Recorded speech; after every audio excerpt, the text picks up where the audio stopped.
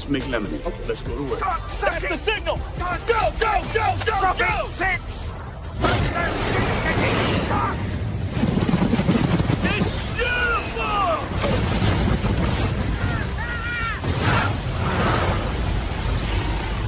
Mother Nature just pissed her pants, dude!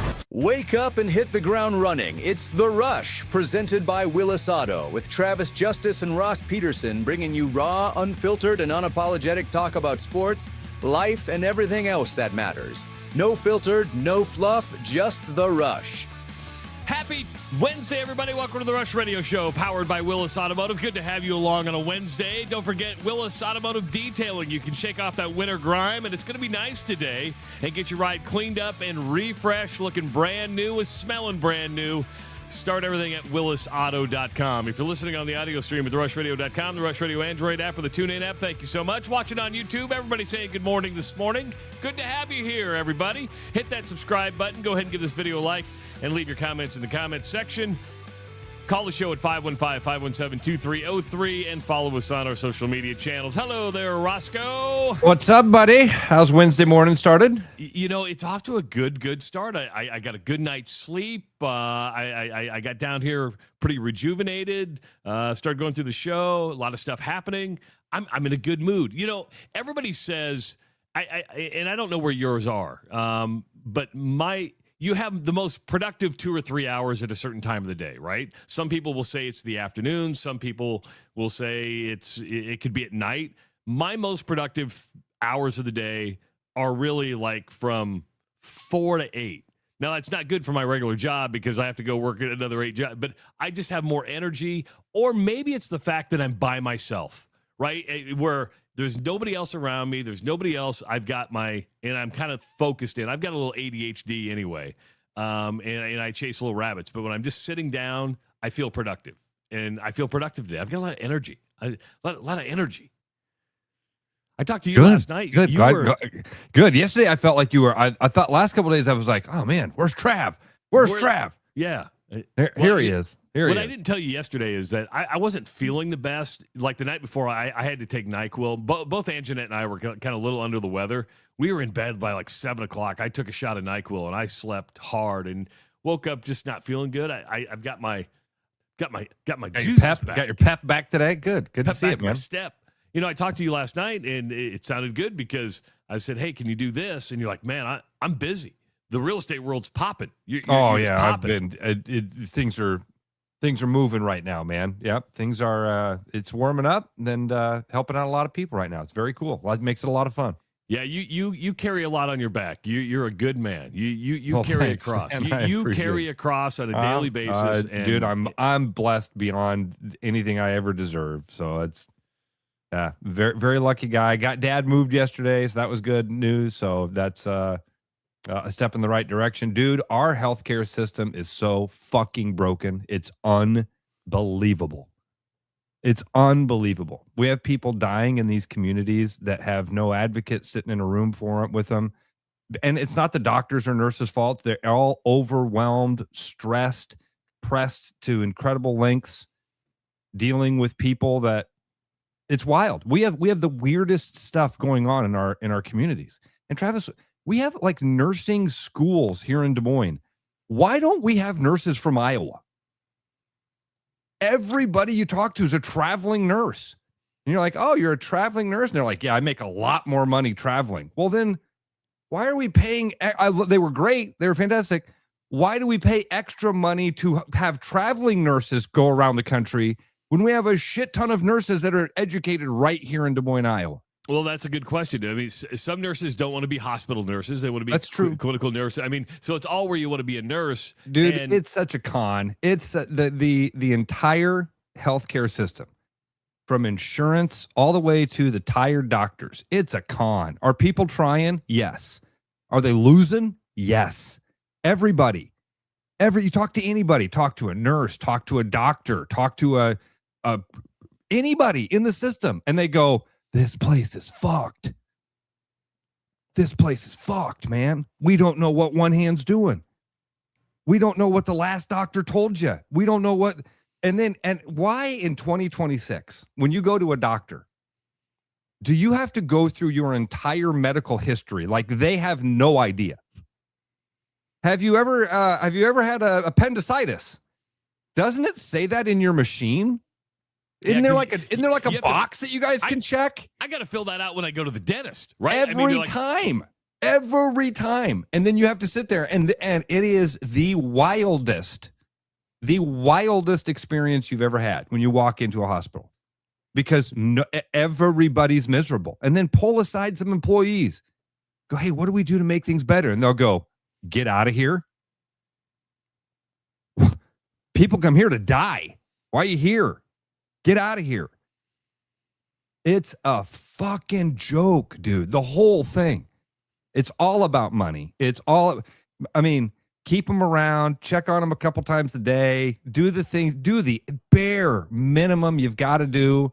There are bells and alarms and whistles going off in every room, and people are just moving at as slow a pace as they possibly can because they're tired. There's no advocates in rooms. We had 3 people in my dad's room constantly saying, more, movement. What's next? And we watched an entire floor of people not have that. And with 3 people fighting for him, we barely got movement. And we were at the best hospital. That's the other wild part. You tell people and they're like, where are you at? And you tell them and they go, oh, dude, you're at the good one. You hate to see what the bad one's like. Don't go. And the one that I always thought was the best one in town is the one that everybody says, don't go there unless you have to. You don't go to that one. It's the get and go of hospitals, man. You don't go there unless you have to.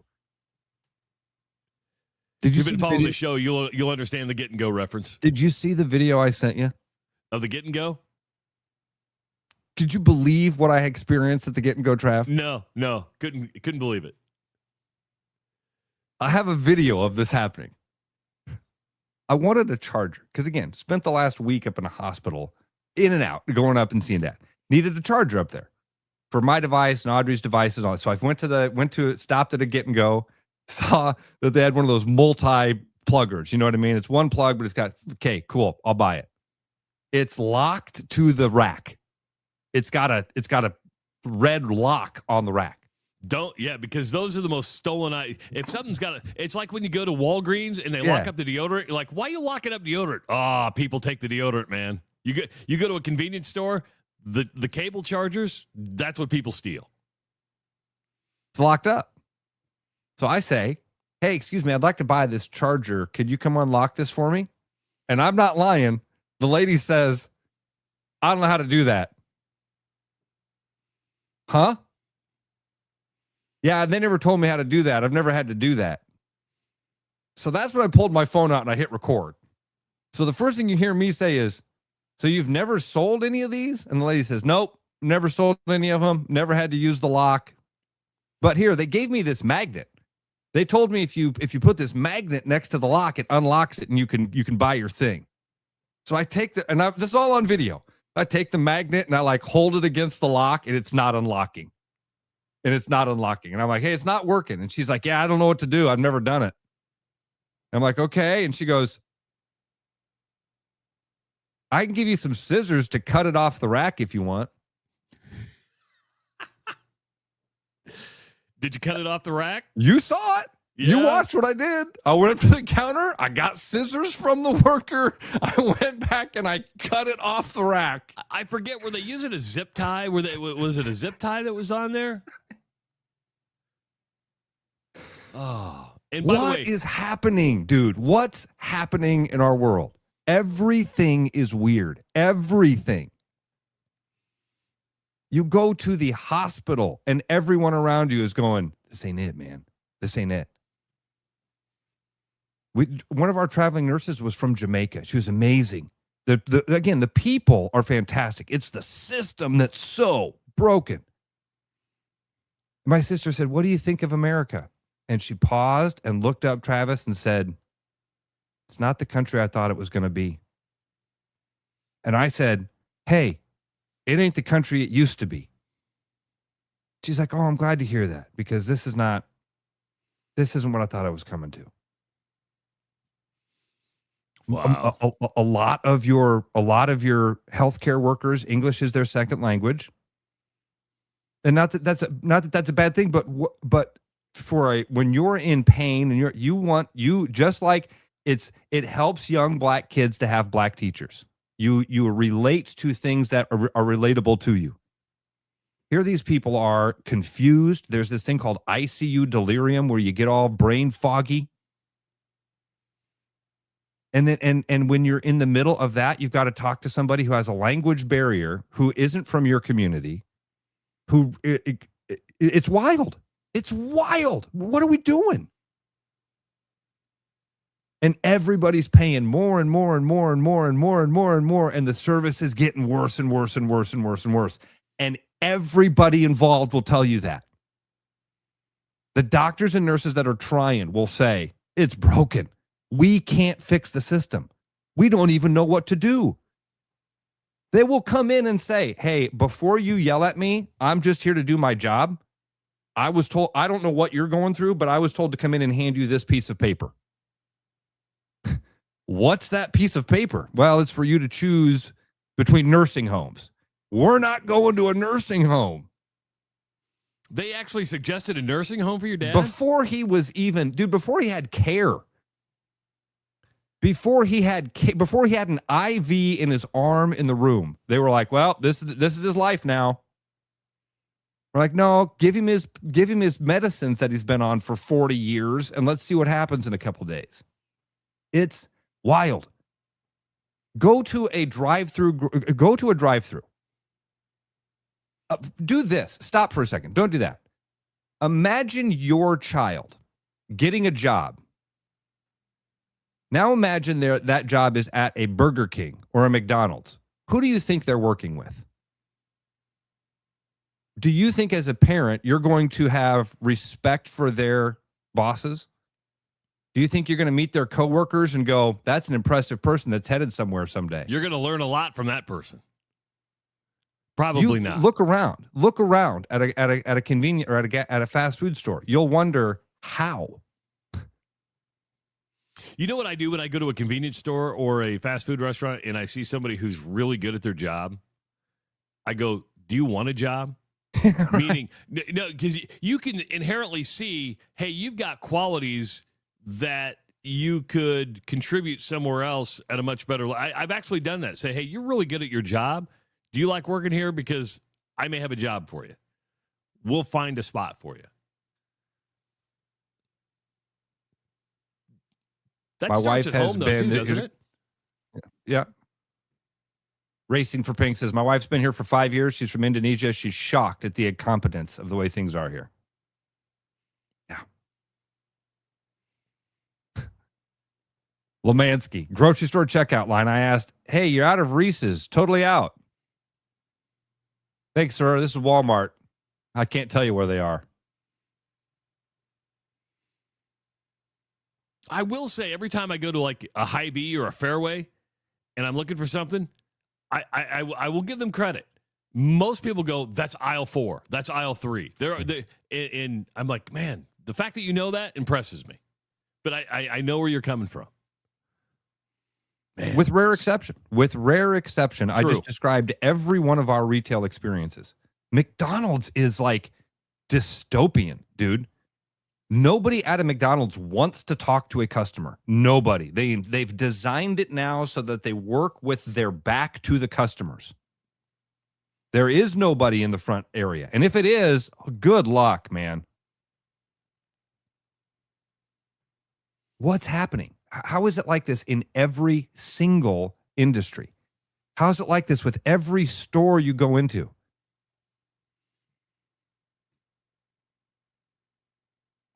It's just expectations. We're talking about highly competent people with degrees. And they're beat, dude. They're beat. You can see it. It comes from leadership, Ross. It really does. If you don't have somebody who you answer to, who holds you accountable, who doesn't give you direction, who doesn't have expectations, it goes off the rails. That's why when you look at the best sports franchises, best sports organizations, they probably have a really good culture. They have a good leader at the top. there's accountability, there's expectations, and people want to meet those expectations. But you're also rewarded for those expectations. So here, what you're talking about, McDonald's, Get and Go, hospitals, you could be, and money's not always the motivator. Like your nurse says, hey, I make good money. Still, you want leadership on top of money. Money only goes so far before you're absolutely, miserable. 515-517-2303. This is Mark. Mark, welcome to the Rush Radio Show powered by Willis Automotive. What's going on? Hey, Travis and Ross, you did a fantastic morning show. I retired from banking, and I interviewed for a part-time job at Hy-Vee, brand new Hy-Vee store in La Crosse, Wisconsin. Interview with the guy that was in charge of hiring everybody, and he said, you know what, I like how you talk, you're hired. So then he didn't really have a place for me. He says, hey, start out in produce. I says, what's my job description? I don't care what your boss says about stocking produce. Every person that comes in that asks directions, you take them there, you find the product. If you ask them if you can do anything else for them, if you don't get anything stocked, this is what customer service at Hy-Vee, Mark. And if anybody tells you different, you call me and I'll set them straight. That's pretty cool because the customer comes first, right? It is like, hey, where's the toilet paper? Well, I'm going to walk you over to aisle 1. I don't have to stock the oranges anymore. I remember when Hy-Vee, Mark, that Hy-Vee's in Des Moines, Iowa used to do that. Now, if you want that experience, you got to go to a Fairway. Are you still working there, Mark? No, I got injured there, but I wish I was still there. But I loved how he said you can talk somebody's ears off, and I did have my boss. He talked to me about, we need to get this a little bit tidied up at the night shifts, so in the morning you're going to have so much work. I said, well, you just call the manager to open the store, and I think he'll set you straight, because the reason it didn't get done is I had 6 customers continually ask for what shit was, and I ran around for 45 minutes, and the college girl saw I was the coolest guy they ever met. That's awesome. Mark, Good story, love it. Mark. Thank you, sir. Thanks, Mark. Remember when Go Hawks. Remember when Hy-Vee was a helpful smile in every aisle? Yeah. Now their motto is, we charge you that much because you'll pay it. Their motto now is, where else you going to go, sucker? You want that experience now? Somebody said in there, you go to a Fairway. If you go to a Fairway, you're going to be, hello, how are you? Thanks for coming in. What can I help you with? Smaller footprint. Dude, the Hy-Vee I live by, you turn down the aisle and you see a customer and they go like this. I got to deal with people. I'm turning around. I ain't going that I want way. the aisle to myself. Dude, man, you're right. I'm here to work, not help people. The fuck? This guy thinks I'm here to help him. Ugh. Oh. You feel better? Is where your dad is now? No. Okay. Yeah, I do is feel where your dad is now a better place? Way better. My sister said he had more care in 90 minutes at the VA than he had in the week over at his at the hospital. So, yeah, very much so. Maybe too much. My sister wrote me, she's like, he might be getting too much care. You can never have too much, right? You're going to get used to have this. too much. So, you brought up insurance. You brought here's one that I can't understand, and I think I have pretty good health insurance. I'm lucky that way, right? But you're not quite 50 yet, but you've had the diverticulitis or whatever they call it, and you've had the colonoscopy. Well, when you hit 50, your first colonoscopy is free, and every 10 years it's free after that. Well, Aunt Jeanette had some polyps the last time, right? Well, now she's a risk because she has to go every 3 years. Guess what? The one that should be covered, the potential cancerous one isn't covered. Of course. So we got the bill the other day, and it was like $5,000 for now. My deductible is going to take care of a lot of that, but after I pay it, but you're like, that's the one that should be covered. That's wild. I'm telling you, everything's weird, man. It's weird. Everything. Oh, you know what else is weird? Do you ever buy an SD card? Like the little card. Yeah, just bought some free life for his trip. Were you surprised how expensive they were? Oh my gosh. And we went to buy it, and I was like, "Hey, we're not spending that much money. Go on Amazon. We could get it delivered for cheaper than we get." No, you can't. No, you can't. No, you can't. No. So SD cards are going through the roof right now, and I'm like, what is going on with SD cards? Because Mary called me last night, and she's like, God, I had a photo shoot, had to go, I forgot my SD card, had to go to Office Max and buy one. It was $110 for like the worst SD card. So I just did a quick Google search. What's happening now is it's supply and demand, and manufacturers are producing more high-profit SD cards for AI data centers, and they're ignoring the consumer population. So consumers who need SD cards are being ignored because the profitability for AI data centers is there for the manufacturers. I remember 20 years ago, a really smart guy saying, "Hey, do you know what our biggest war is going to be about? Not religion. Water. We're going to have our biggest war over water in about the next 30 years." I mean, this would have been about 2010, maybe. Kenny was calling it a 20, 30-year problem. Didn't even see data centers on the rise yet. Didn't even see AI and all that stuff and how this is going to suck up all of our water. What a fun show. I like Mike's here. Last cheap Amazon SD card I bought had pictures of Chinese women in the factory on it, like they were testing it in the factory. That's amazing, Mike. Hey, let's put this SD card in. I'm gonna, normally I just stick it in my device and I reboot it, right? I never would have thought to check I never would have thought to SD. stick it in my computer to see if anything's on it. I'm going to do that the next time I buy an SD card. Those poor workers have been sending thank you notes out for decades, and none of us have ever checked them. Waving high, giving heart symbols.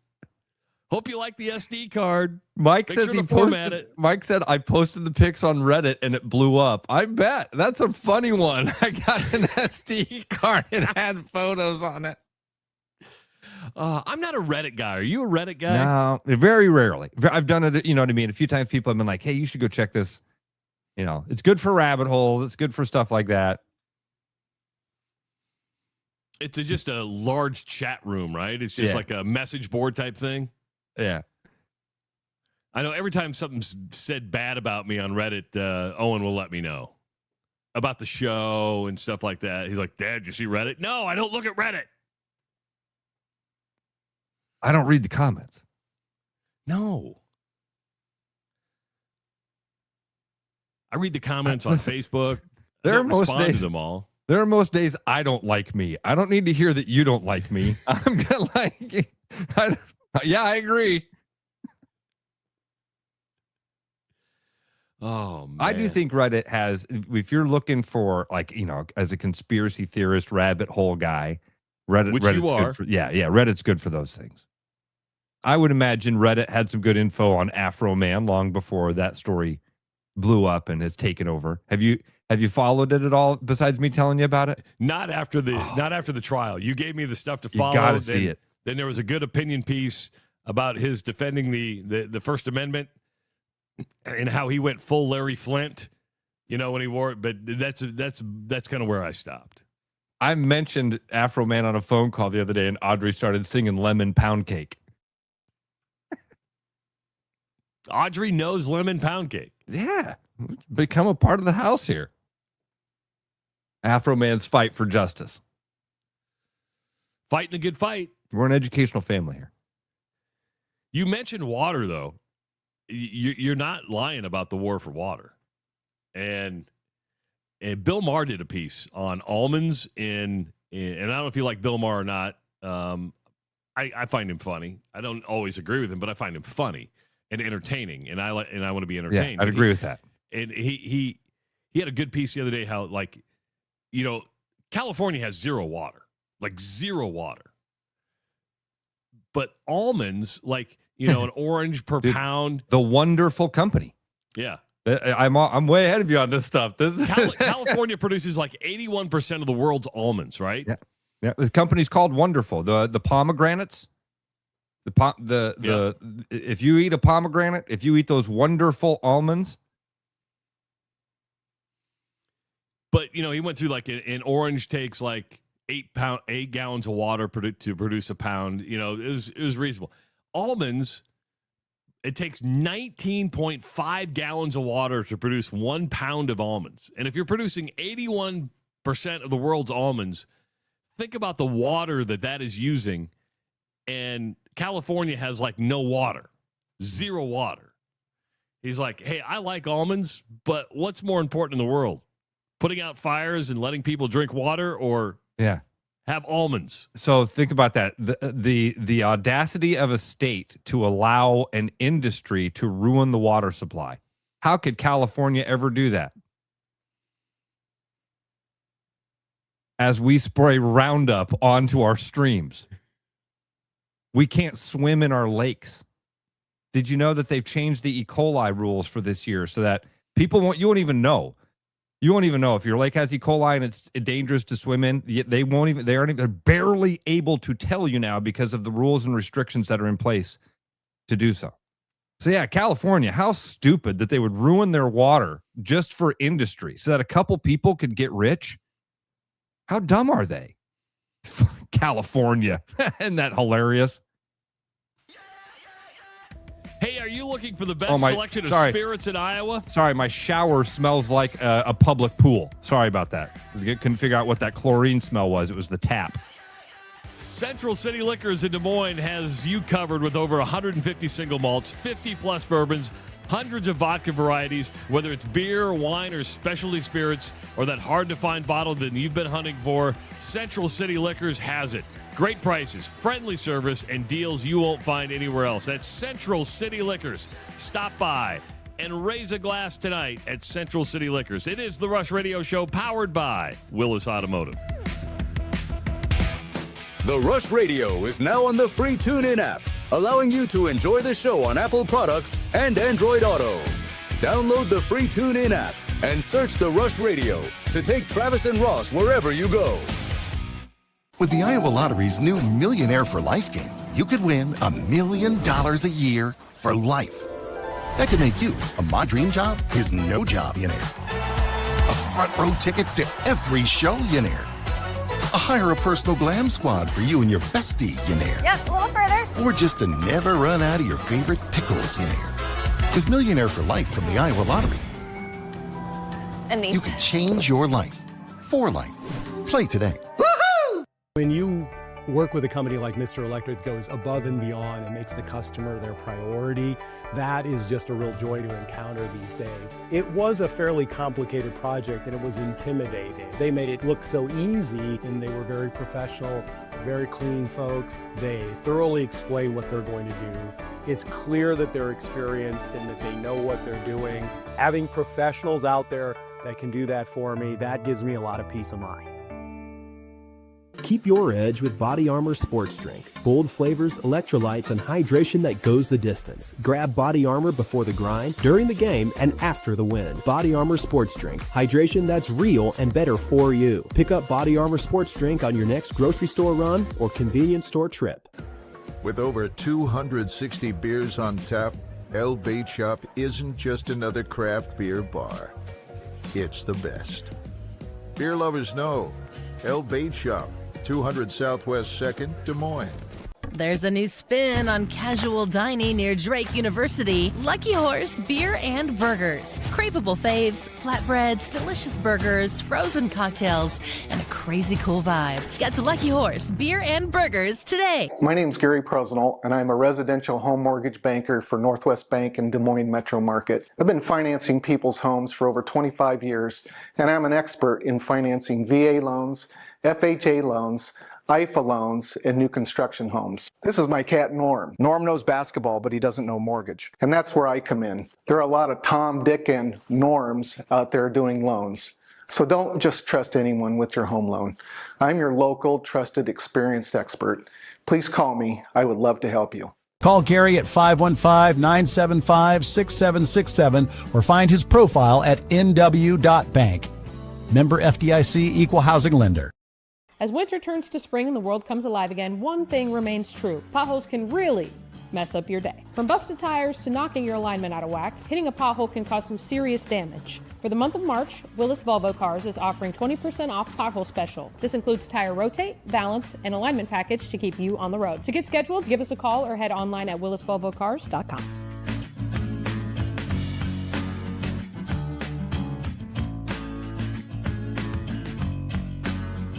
Hi, it's Noel. If you're thinking about popping the question, start with a jeweler you can trust. At Fiscus Jewelers, we offer the largest inventory in Ankeny, featuring stunning engagement rings and rare and forever natural diamonds, pre-screened with advanced technology. If you don't see exactly what you're looking for, we'll custom design it together, and our CAD drawings are always free. And when it's time to say I do, don't forget the guys. We offer the largest selection of men's wedding bands around. Fiscus Jewelers, your jeweler for life. Back to the rush. Strong opinions, weak filters, and just enough sense to stay on the air. It's the Rush Radio Show, powered by Willis Automotive. High Limit Racing is coming to 2 different Iowa racetracks this summer, and the Iowa Lottery has chances for 114 of their VIP club members to win tickets to attend exciting sprint car racing series. Sweet experiences for 2 or a 4-pack of general admission tickets are up for grabs at the Duel at Davenport, at the Speedway at the Mississippi Valley Fairgrounds in Davenport, or the Shelby County Shootout at the Speedway in Harlan, plus all prize options including spending cash. VIP club members can enter non-winning Diamond Dollar scratch tickets as of March 12th. Final entry for a chance to win these race experiences ends before 9 a.m. on May 4th. Entry is open until 8:59 on March 16th, which has already come and gone. All right, Ross, the big story last night was Hubert Davis. North Carolina, which many would consider one of the top 3 jobs in college basketball, is now open because Hubert Davis was fired after 5 seasons, which included a Final Four, a 24-9 record this year. He won 70% of his games. The consistency, however, was not there. Carolina knocked out the last 2 years in the first round of the NCAA tournament. They've waited 5 days since he was defeated, and they decided to go in a different direction. Even though he won, he didn't win consistently and in the big enough games. 24-9 this year. A Final Four in 5 years. In the 5 years that he was there, gone. It's crazy to think, but I also go, okay, as a leader, now you have an outgoing athletic director. You have a new guy coming in who's coming in from NASCAR. And it's like, okay, I actually commend the move by North Carolina, and hear me out, is that you could have left this for another athletic director and have to probably come in and do it next year. But you're like, okay, I'm gonna wipe the slate clean for the new athletic director that's coming in, and he can make this high. He can deal with Bill Belichick. That's his problem. but basketball is like, okay, you're going to bring a person in. Were you surprised that Hubert Davis was fired? I mean, kinda. He wasn't the first name that I would have said of coaches that would be gone. But at the beginning of the year, I wouldn't have had Jerome Tang on that list. And things change fast, especially at those universities where the expectations are different. Not that Kansas State and North Carolina are anywhere in the same category, but in this situation, their expectations weren't met. 24-9 gets you fired. What have you done for me lately? Well, I was in the Final Four in my first couple of years. In the last couple of years, and it's not good enough. Not here. I mean, as far as the athletic director thing goes, I think that, we hear that a lot, and that kind of makes sense. Does it? Does it make sense that when a new boss comes in, for some reason in the sports world, we all go, well, hey, new boss is going to bring in his guys. That wouldn't work in any other industry. But it does work in the industry. It just happens at a slower pace. Okay. Meaning, you're right. Meaning, all of a sudden you start see, hey, that guy got hired. That guy got hired, and that person's gone. It may not be like in a sports department, like when a new football coach is hired, like at Iowa State or Drake. All those assistants are gone, right? It's like, sorry, guys, you don't have a job. So it happens immediately, maybe more in the sports world. In the professional world, it happens. It's just a Slow. slower pace. Yeah. Okay. I'll give you that. So it's I was kind of surprised that it happened. I mean, but their expectations are really high. And by the way, whoever the next coach is, he's going to have those same expectations. So we're going to talk about the next coach because there's two names that have already been. But I want to ask you this. Everybody. I was reading some quotes this morning, and they're like, "It's Carolina, baby. It's the brand." And I got to thinking, in today's day and age, does brand mean the same to us today as it did 15 years ago? Does the brand mean as much? Now, I want to clarify your question here for me. Meaning, I think it used to be the brand, when you were considered a blue blood, carried a lot of weight in where kids went to school, right? I want to play for Carolina. I want to play for Duke. I want to play for UCLA. Now, in my point of view, and it may be yours, kids want to play where the money is. It's about the money. And you can go, listen, Carolina did well with Roy Williams, did not do well with Brad Daugherty, and apparently didn't do well enough with Hubert Davis. It's about the people. The people make the brand. Sure, you have a long, storied history. But ask my Nebraska football friends how far a brand will get you. That I think, Trav, was what I was going to get at. That would kind of be my answer is I think the brands still matter. Here's the shocking thing. North Carolina is not that brand. If you're still the brand of Jordan, listen, Michael Jordan hadn't played there since 1984. That's 40 years ago. In 1984, 40 years ago was 1944. It's 40 years ago. Now, Michael Jordan's a completely different brand. You're right. But they're not playing for the Michael Jordan brand. And in North Carolina, guys our age make that connection. Guys our age make that connection. I would bet a high school kid has as much connection of Jumpman to Michigan. You're probably right. If you were to take a kid and just say, what college do you think of when I say Jordan? There would be a good section of the kids that would say Michigan. North Carolina lost that. Like Nebraska lost that football brand for decades, where it was like, well, you want to be a great football player, you want to win a national title. And for decades, it was like that with North Carolina. Travis, you named two of the three brands that you named there. UCLA. UCLA is not the John Wooden brand anymore.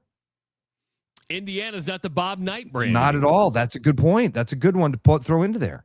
Duke is. Duke is because still. John Shire's been able to keep winning and be number one seeds, but it's still, to me, the Duke brand is Mike Krzyzewski more than it is Duke. That sounds crazy. But watch that evolve. You're right. And for a lot of us, North Carolina was always the Dean Smith brand, right? Yeah. But over time, it became the Roy Williams brand. And I think that we're probably seeing that. I agree with you. That's the first thing that goes to my head, too. And you're standing on those shoulders, but doing a good job. Yeah, are you standing on the shoulders? That you bring up a good point. Are you standing on the shoulders of a brand, or are you standing on the shoulders of coaches? Because it's a people business. The coaches made the brand. Am I wrong there? No.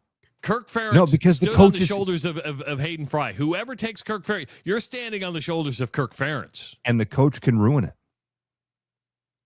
The coach can ruin it. Just like we just talked about it with North Carolina and Indiana and UCLA. Like at some point, those brands, you look at, you step back and you go, oh, they're not that anymore.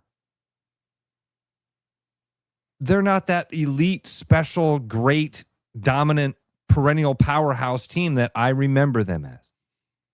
That's a good point, Trev. The brand only carries so much weight. The brand can only carry it so far. And if a coach is starting to ruin the brand, you got to make a change quick. Maybe that's what North Carolina was seeing. So maybe North Carolina was seeing, we're not keeping pace. Jared said this. If North Carolina doesn't keep pace with Duke, you'll be fired. Jared, you might have just nailed exactly what happened inside that office. And you know what Carolina did this year? It beat Duke. That's right. It beat Duke. When Michigan Duke's was the number one changing seed. Yeah, when Michigan was changing football coaches, we all said they're just trying to beat Ohio State.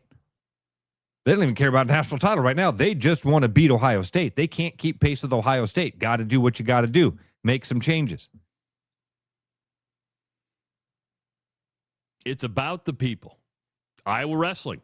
You're standing on the shoulders of Dan Gable. And sorry, but the Brands brothers have not stood on the shoulders of it's going down. They did for a little bit. It's And if you watch what Oklahoma State did, having freshmen win national titles, close the gap on Penn State, a thing became obvious at the NCAA championships last weekend. Number one, Penn State is still exactly what we thought they are. They are the cream of the crop, and there's a gap between them and number two. But Oklahoma, it ain't Iowa. It ain't Iowa that's coming after them. They don't have Iowa looking over their shoulder. They're not looking over their shoulder to Iowa. They're watching Oklahoma State come catch them with a Penn State wrestler as their head coach, pissing off everybody, but winning. Winning. There's a lot of factors that go into, I do believe, at once upon a time, coaches took a job because of the brand, right? You're like, I got to take Michigan football. I've got to take Carolina basketball. The brand only carries so much weight. Now it's like, what kind of resources do I have that accompany the brand? Meaning, what's my NIL budget? What's my above cap over the $20.5 million? What can I really offer players? Because if I don't get support from that, we had Mick Cronin saying, what do you need to win? What do you need to get UCLA into the Sweet 16? I need $5 million more dollars. If you're not willing to fully invest monetarily for your ego, and that's what you brought up yesterday, for your ego, you aren't going to attract the best coaches. Because the first question isn't going to be, boy, you know, it used to be, what's your plan to either build the brand back up or maintain? Now, the negotiating power is really with the coaches. What are your resources? What do you have to offer me so I can go buy the best players out there? When do you think the last time a coach went into an interview and asked about a facilities upgrade plan? Well, that used to be the thing. And the thing is, that's a big topic of conversation at North Carolina right now, because they're at this point of, do you renovate the Dean Dome or do you build a brand new facility? So are you going to build a new facility, ask people for money for that, and then turn around and say, oh, by the way, we need a $40 million a year budget for football? And Bill Belichick's got to get his money because you brought in Bill Belichick to coach your football team. The more I talk about this, the more I think North Carolina is a shit show. It's what you're describing. Now, seems like a lot of athletic departments are you could describe this way, Trav.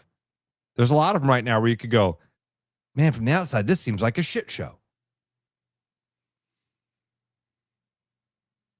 A list of coaches has come out, and everybody does. As soon as somebody's fired, you start throwing darts, right? Yeah. And because it's North Carolina, they throw the biggest names in college coaching out there, or even pro coaching. Billy Donovan with the Chicago Bulls has been mentioned.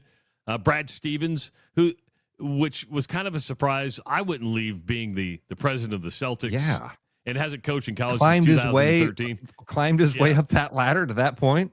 Yeah, like, I don't want to mess with that. But they've brought up McCaslin from Texas Tech. They've brought up, the biggest names, Dusty May at Michigan. But two names that have been mentioned in every report that I've read is T.J. Otzelberger and Ben McCollum. Really? Every article I've read has mentioned both of those guys. Watching Unsportsmanlike this morning, Ben McCollum comes up. So we have a Twitter poll out, or an X poll. Both Ben McCollum and T.J. Otzelberger are being mentioned for the North Carolina job. Of the two, which is more likely to take it if offered? Right now, T.J. Otzelberger at 61.2%, Ben McCollum at 38.8%. And the consensus, Ross, with both is they have their dream jobs. They ain't going anywhere. I tend to agree with that, but I've also learned over the years of doing this, never say never. Never, ever say never. Remember, John, when we talked about this, John mentioned those two on Monday. And Travis, by the way, my answer is what that one you just described. I think it's neither. I do think they both seem very happy with where they are. We'll see. We'll see on that. I also am smart enough to look back and realize since Johnny Orr, 5-6 years is about the cycle that an Iowa State basketball coach has. Lots of millions of dollars are going to be knocking on that door. When that phone rings, it's not, hey, we want to chat. It's, we've got an opportunity. We got an opportunity to double your salary and whatever that's going to look like. I don't know. I don't think it's either one of those guys. But if you have to pick, I pick TJ because 2 years ago, Ben McCollum's at Northwest. He's a Bearcat, dude. He's on nobody's radar, and now he's going to be North Carolina's coach.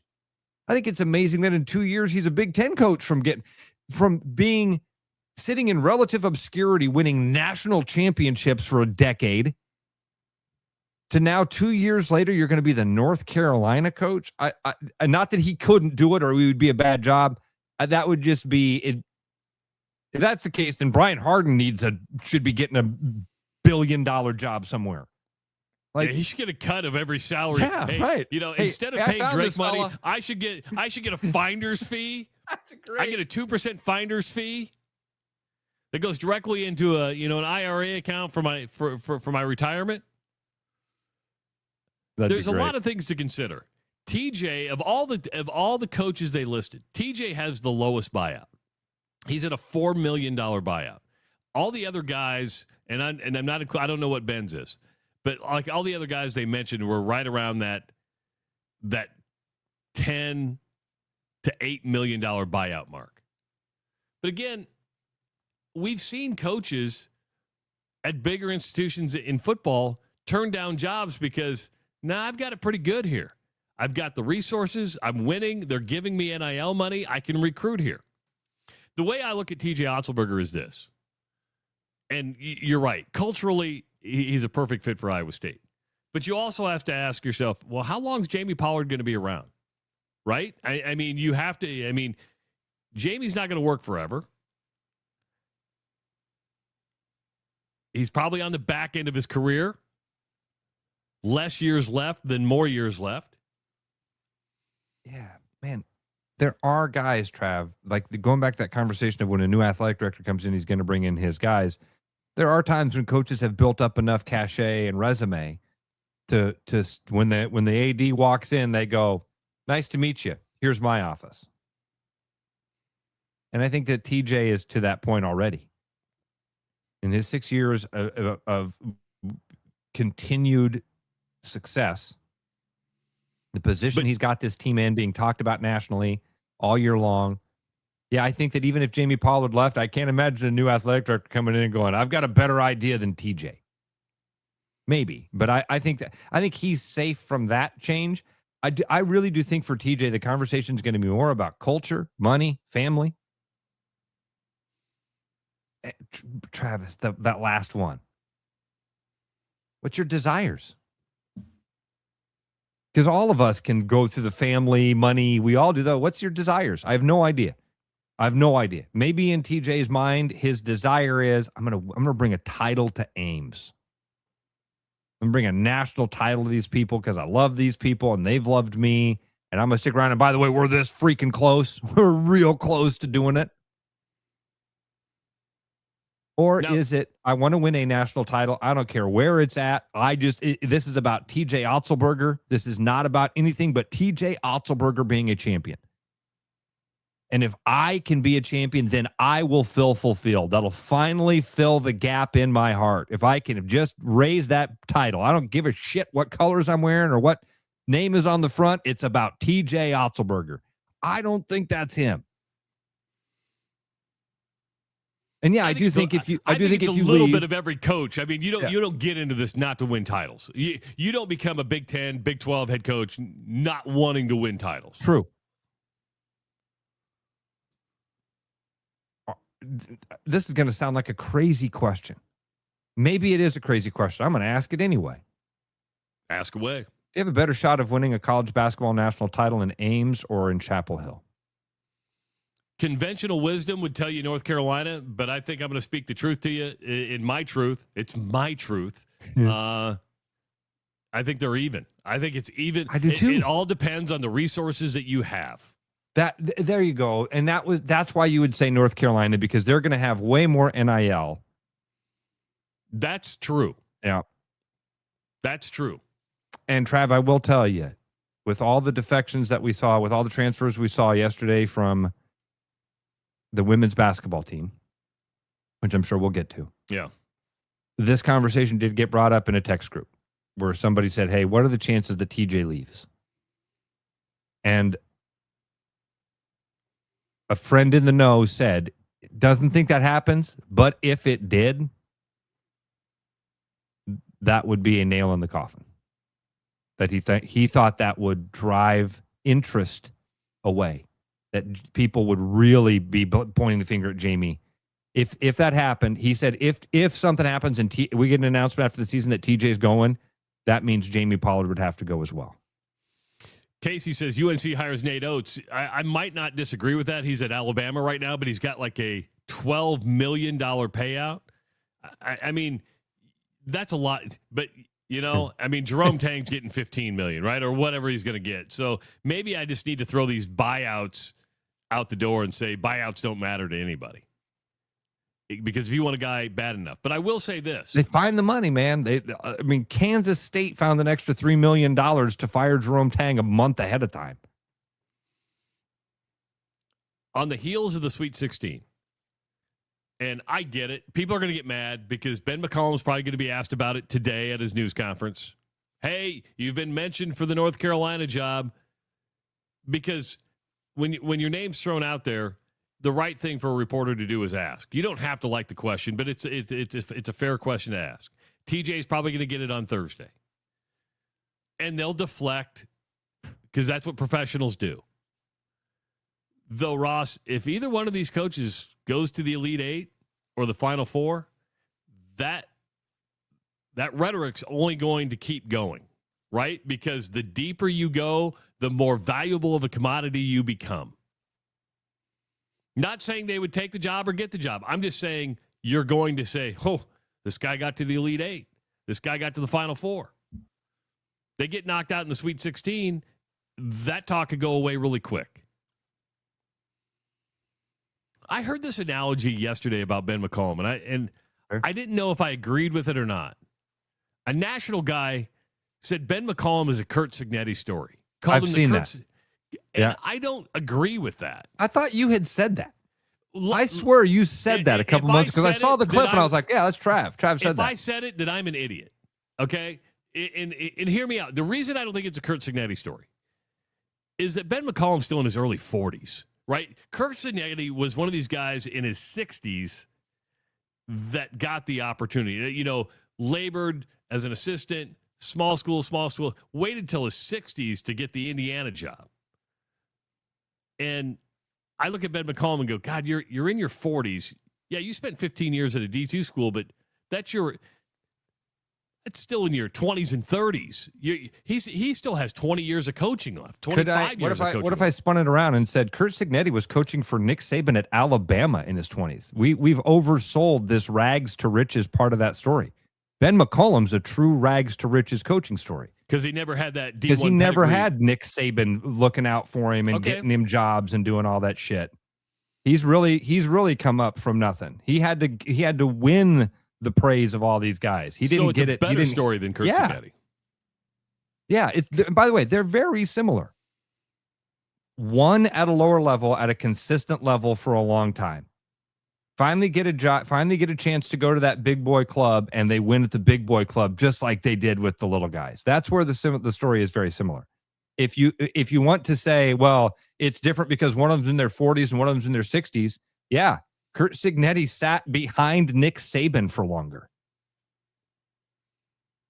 I like Ben McCollum's story better. But I think it's a very fair thing to say. He's the Curt Cignetti of college basketball. He just wins. Google him. That's what it meant. Curt Cignetti lost last year with Indiana. Remember that. They didn't win the national title last year. But we still have that. We still go, oh, Curt Cignetti wins, baby. All he does is win. Doesn't mean you have to win every time, all the time. It means every year you're winning. You're winning. And Ben McCollum has done that. So, yeah, it's a very similar story. And if you want me to be a shithead, I'll say Ben McCollum's story is even better than Curt Cignetti's because he never had a Nick Saban. The king of college football coaches was your mentor. That didn't open doors for you? What?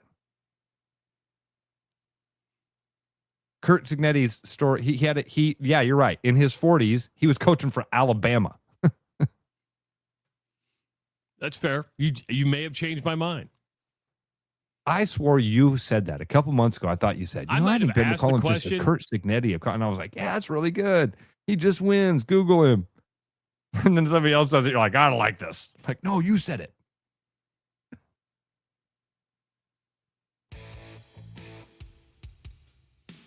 If you and your partner have decided your family is complete, it may be time to consider a vasectomy. At Urology Center of Iowa, they offer a no-scalpel procedure that is minimally invasive and performed by experienced specialists. Their team focuses on men's health every single day, providing clear answers and personalized care so you can make an informed decision. The procedure is straightforward, convenient, and done right in the Des Moines metro area. If you are ready to learn more about your options, their team is here to help. Visit iowauro.com and click Schedule an Appointment. Urology Center of Iowa. We see you. It is the Rush Radio Show, powered by Willis Automotive. The Rush Radio is now on the free TuneIn app, allowing you to enjoy the show on Apple products and Android Auto. Download the free TuneIn app and search The Rush Radio to take Travis and Ross wherever you go. With the Iowa Lottery's new Millionaire for Life game, you could win $1 million a year for life. That could make you a My Dream Job is No Job millionaire. A front row tickets to every show millionaire. A hire a personal glam squad for you and your bestie millionaire. Yep, a little further. Or just to never run out of your favorite pickles millionaire. With Millionaire for Life from the Iowa Lottery, And these. you can change your life for life. Play today. At Iowa Floor Covering, we believe great floors start with great service. Whether you're looking for a plush carpet, durable LVP, timeless hardwood, stylish laminate, or beautiful tile, including custom tile showers, we'll help you find the perfect fit. No pressure, no pushy sales tactics, just honest guidance from a team that listens. DIY Weekend Warrior, we've got the products and advice to set you up for success. Iowa Floor Covering, floors you'll love from people you can trust. More Iowa in the Iowa Tap Room than you may realize. Housed in a building nearly as old as Iowa itself, the Iowa Tap Room greets you with a harvest of 120 Iowa craft beers on tap from all corners of the state. And the food doesn't get much more Iowa than this. The Iowa Tap Room, all Iowa beer, one amazing place.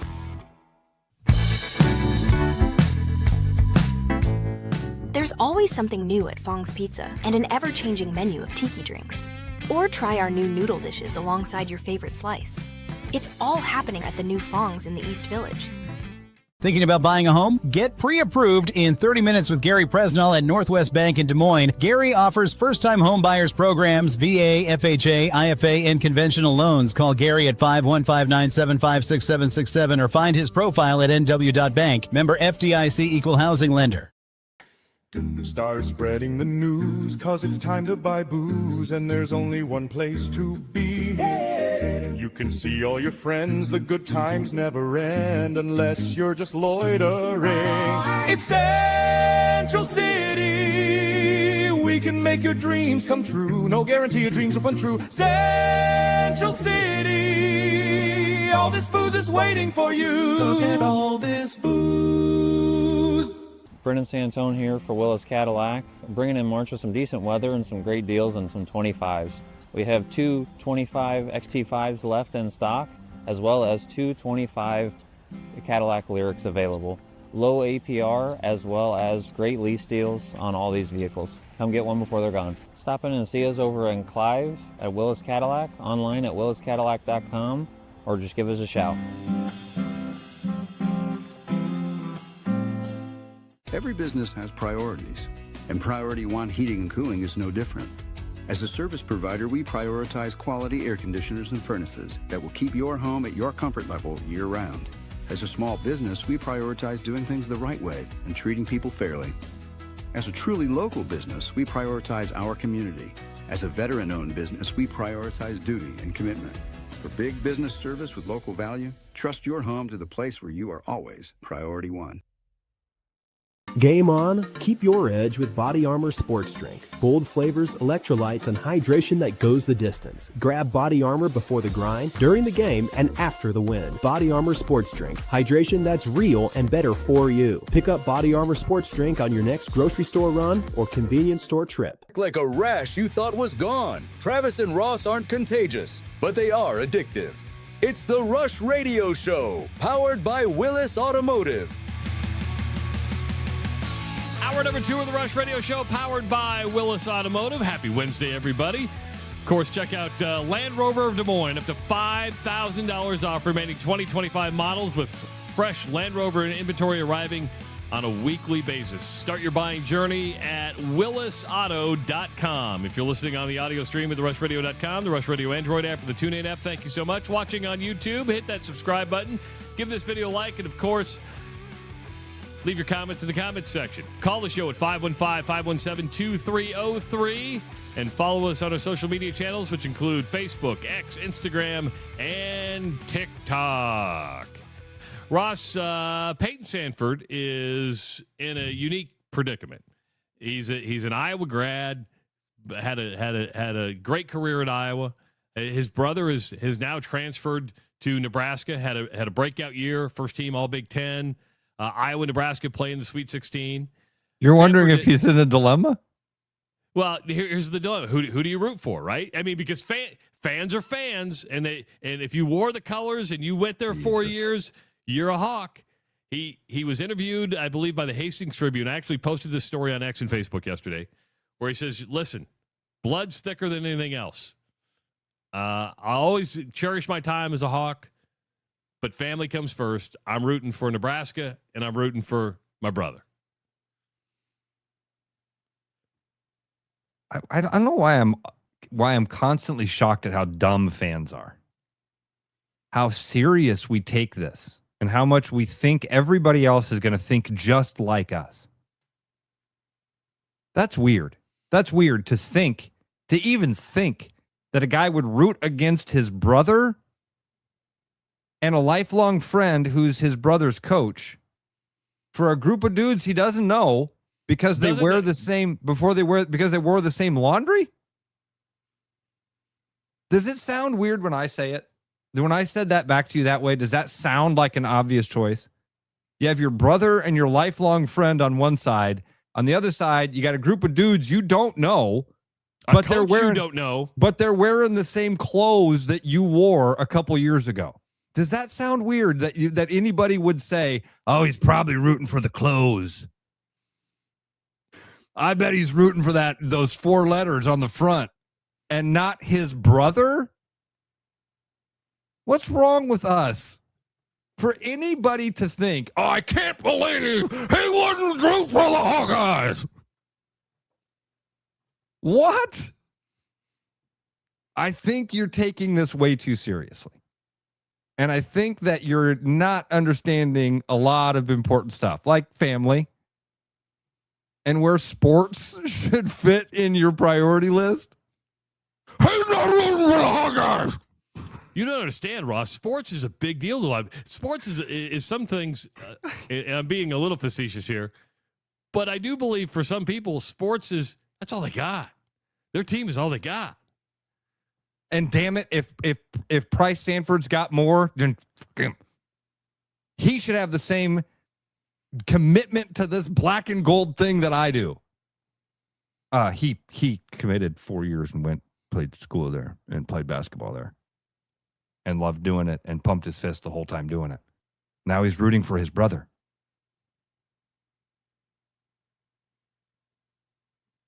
What? Tyler says, but Ross, if it was reversed, a Nebraska fuck would root for Nebraska instead of his brother. Because he's an idiot, Tyler. Don't be an idiot. Yeah, you could be right. And that'd be moronic. Moronic. You're giving your allegiance to something you have to pay to be a part of. What makes me a Hawkeye fan? Well, this $60 Tiger Hawk I purchased at Shields. What made Peyton Sandfort a Hawk? He's not rooting for the Hawkeyes, and people are going to be upset. He's rooting for his brother, and there's somebody out there that's like, I can't believe it. I thought he had allegiance. Blah, blah, blah, blah, blah, blah, blah, blah. Miss P-Dog, you're right. Not everybody has a great family. If Travis's brother was playing on another team, Travis would root him.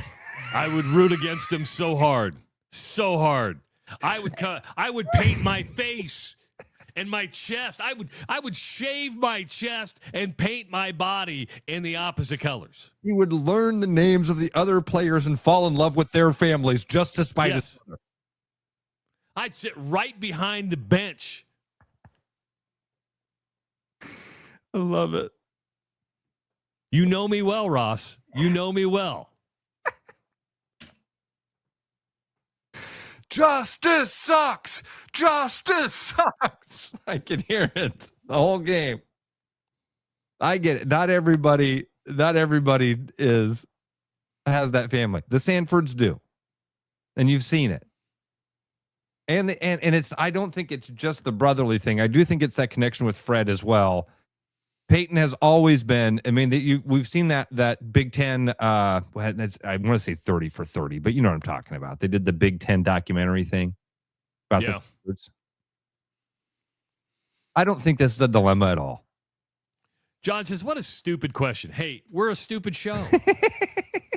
John, we're a stupid show. Family. The Bohannon brothers were rooting for him at Wisconsin on a game winner, and they played for the Badgers. Family comes first. Great point, John. Great point on the Bohannon brothers. I hadn't even thought about those. That's a great point on that. And Wisconsin fans did do that thing. You're right, John. Great point. Wisconsin fans like, they're not rooting for the Badgers. No, they're brothers out there. I did see a funny one this morning, Trav, because he mentioned he mentioned Wisconsin there because the brothers played at Wisconsin. I saw a thing this morning about a wedding that happened. Some NFL dude got married, and he got married in Wisconsin, and it was like, it's the most Wisconsin wedding ever. They had a traditional, classic Wisconsin wedding, and I was like, well, I wonder what a traditional, classic Wisconsin wedding is. They had their Rolex. They had their Rolex wedding rings. Very Wisconsin. She had he wore two different tuxedos throughout the night. One was a white tuxedo very Wisconsin to wear two tuxedos at your wedding and have Rolex bands and have a dress by Vera Wang. Traditional, classic Wisconsin wedding.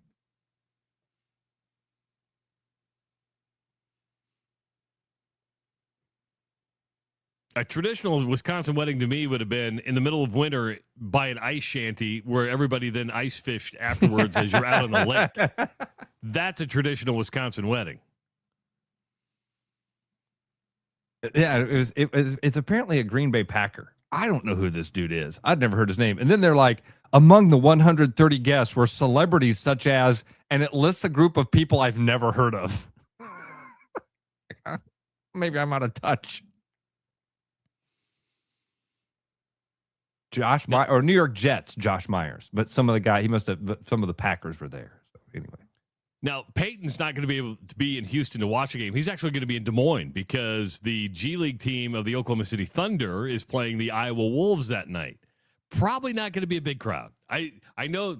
I'm just saying you've got a game going on that a lot of people are interested in. You're like, do I stay home or do we go? Should we go? What? Should we go heckle Peyton? Should we go heckle Peyton? Traitor! Traitor! I get it. I don't have a problem with his supporting his brother. I just thought it was an interesting story, and one that fans have wondered about. And you're being put in this spot. I will say this when it comes to the colors, and we can ask Tyler Kluver if he's back with us on Friday.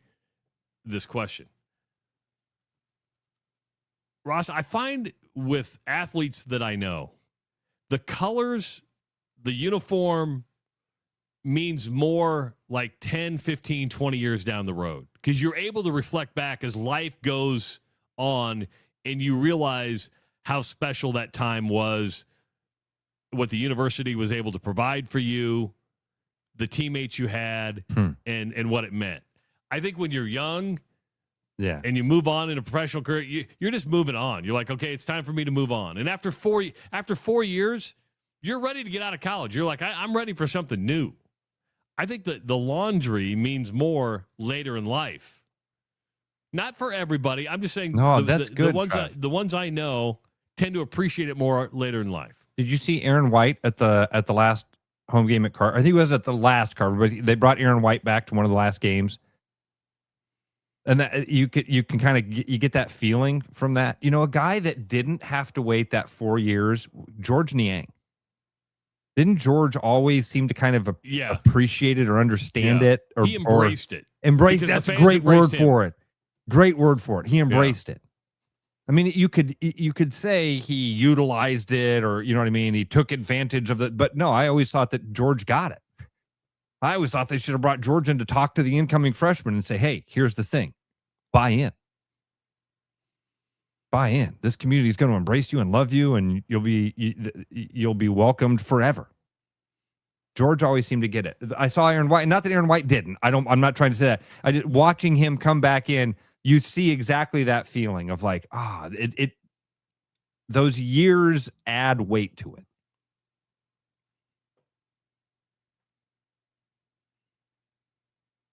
So, now what would rub people the wrong way if Peyton comes out in his warm-ups with the Oklahoma City Thunder G League team wearing the Pryce is Right shirt from Ray Gun. Again, do your thing. Support your brother. That's really cool. Really, he's in a by the way, situation. If his brother wins, hope he loses. Great. If Iowa wins, he can say, "Hey, the team I played for is in the Elite Eight." He's really in a win-win. No, he's not. No, because if the Hawkeyes win, it turns into you didn't ever do that. You couldn't support him. You couldn't take us there. You weren't even good enough to take us to the Sweet 16. You NBA two-wayer. You mentioned earlier in the show the transfer portal and how ironic that we had Bill Fenley on, I think, a week ago today. And he was gearing up for portal season, and he got hit massively yesterday.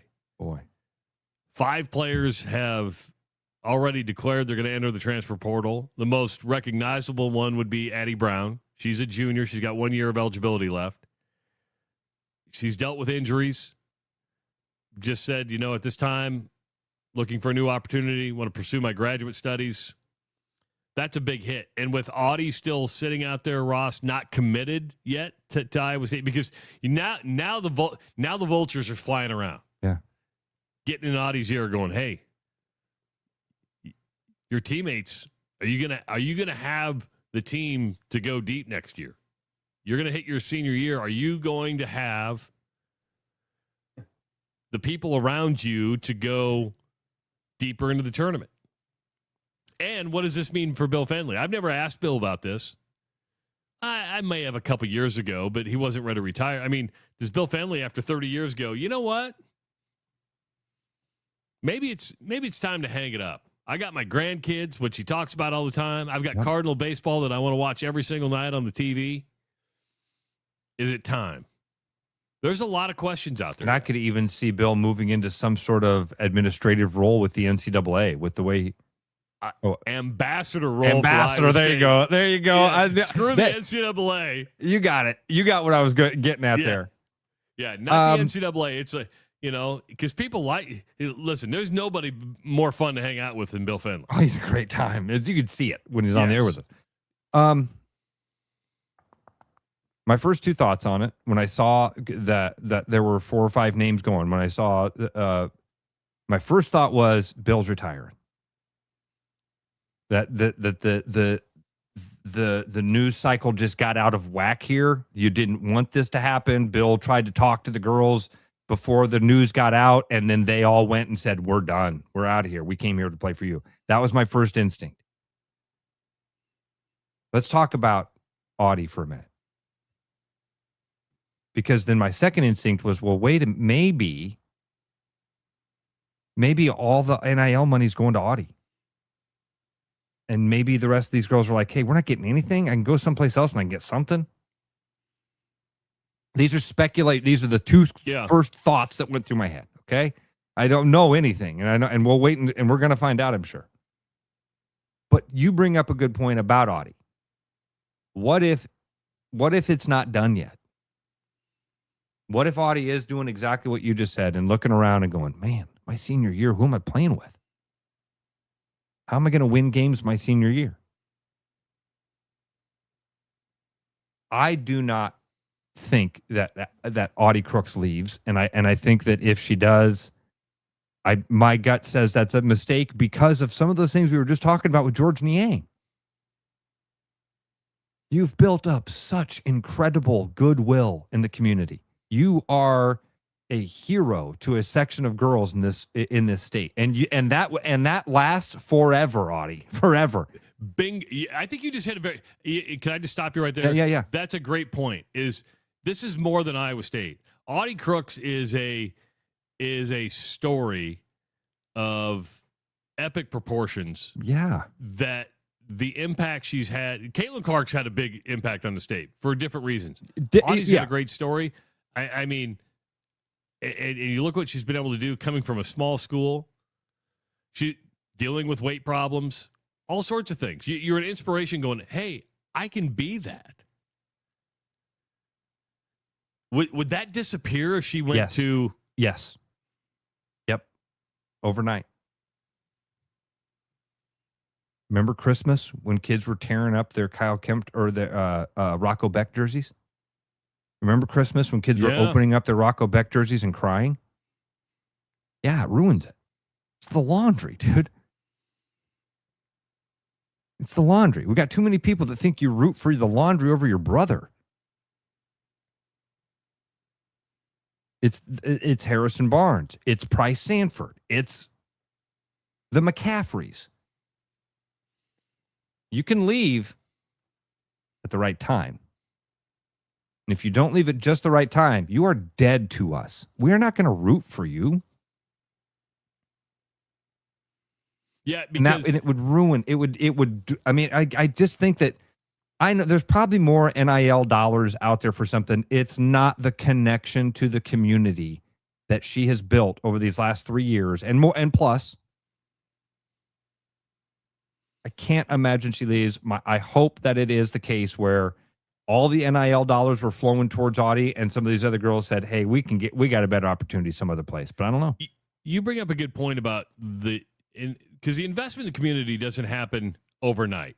I mean, they'll jump on when but when you give 3 years and you've had they'll give you your heart, right? Like they're fully invested. You pull that away on the last year, and it's like you feel cheated. Like you mentioned Rocco Beck. Everybody knew that he was going to follow Matt Campbell, but when you heard it hurt. And everybody else followed, you're like, man, we invested in you for 4 years. Yeah.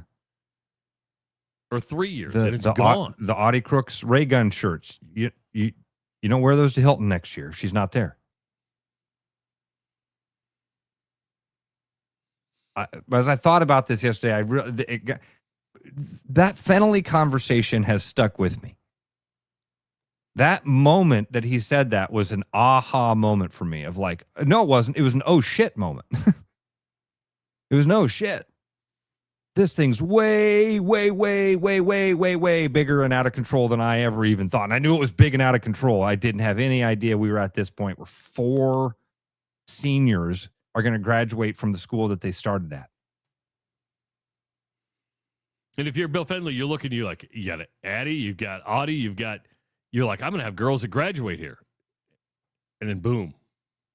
Now, Audie's not gone yet. I got a top 10 team. Maybe Trav, that's maybe what I'm glad I said that. Maybe the story of this season is still yet to be told, meaning what happened? I know they had some injuries. What happened? How'd this team go from a top 10 team to a first round exit? Well, I think it was more than the question. Injuries. Yeah, that's a good question. I don't have an answer to that. I get the midseason slump. Remember when I asked him, did you think you were going to make the... He goes, when we lost all those games, but they were dealing with injuries. But you go to the first round of the Big 12 tournament, you go to the first round of the NCAA tournament, I can't explain what happened. What happened to Iowa basketball, the women's team? Good point.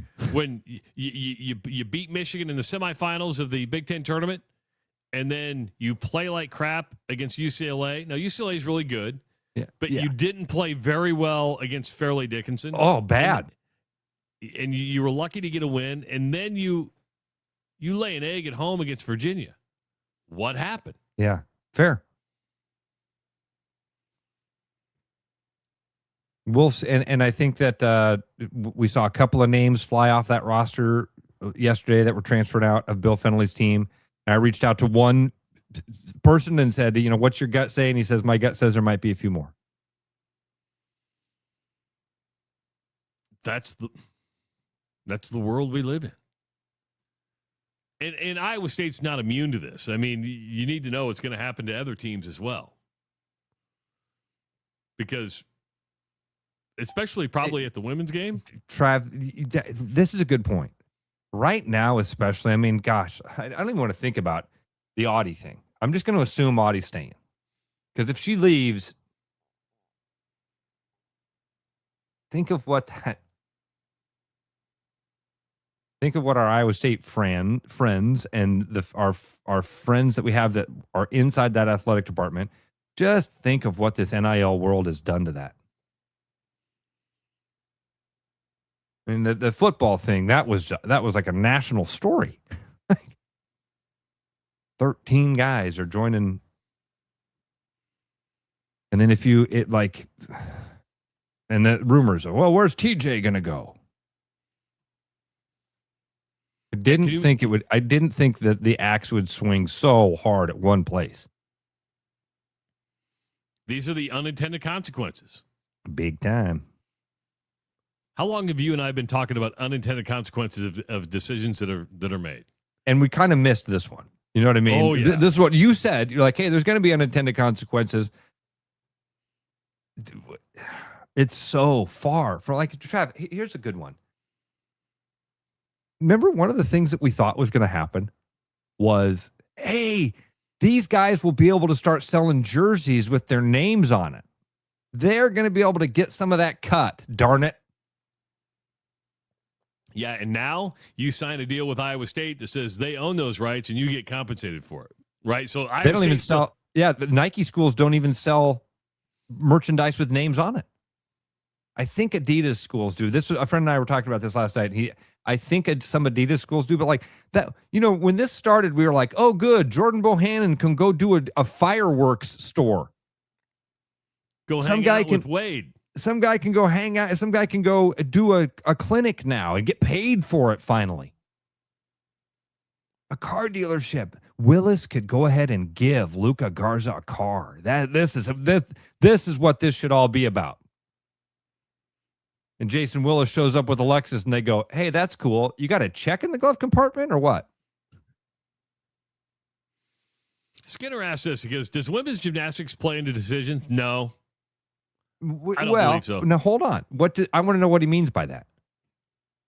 I mean, if they're upset because they cut a women's team, I don't think you can be upset about that. Oh, did the cutting the women's gymnastics team in any way lead to these girls transferring from the basketball team? I'd say no. No. Maybe with some mental, I don't mean to be, maybe with some jumps you can do it.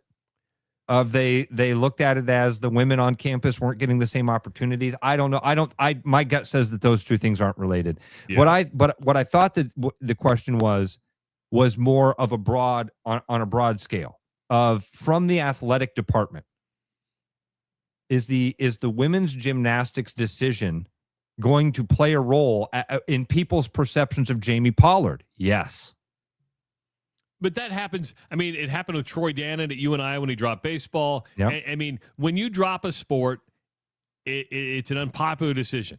Trev at UNO? Listen, I defend Trev Alberts all the time. He dropped football and wrestling at UNO, and people are still holding it against him.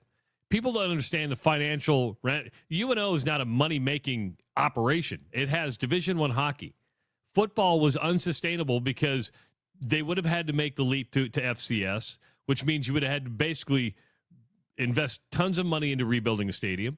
And if you look at it now, UNO Athletics is in a better financial situation than it's ever been because of the choices they make. Choices are hard. Nobody sits out and goes, I want to cut football. I want to cut wrestling.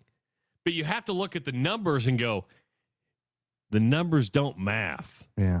Right? Women's gymnastics, you go, we can throw all this money into facilities and stuff. The numbers don't math. All right? And I know there's a petition going around now to get, gymnastics reinstated. It ain't happening. You're wasting your signature. It ain't happening. Caitlin brings up a good point. Caitlin in Ames says it's too much of a risk to carry NIL in retail. That's a good point. I wouldn't have thought of. I mean, imagine if you had a rack full of jerseys right now of people you had to race in and try to get rid of, or slash the price on to try to get them out the door. Try to pull the name off the back. Right. That's what you do. Yeah, you sell it. You put like a big black line through it, and then you sell it for more. Or do they do what they do at the Super Bowl? Bunch of African kids running around with Rocco Beck jerseys on.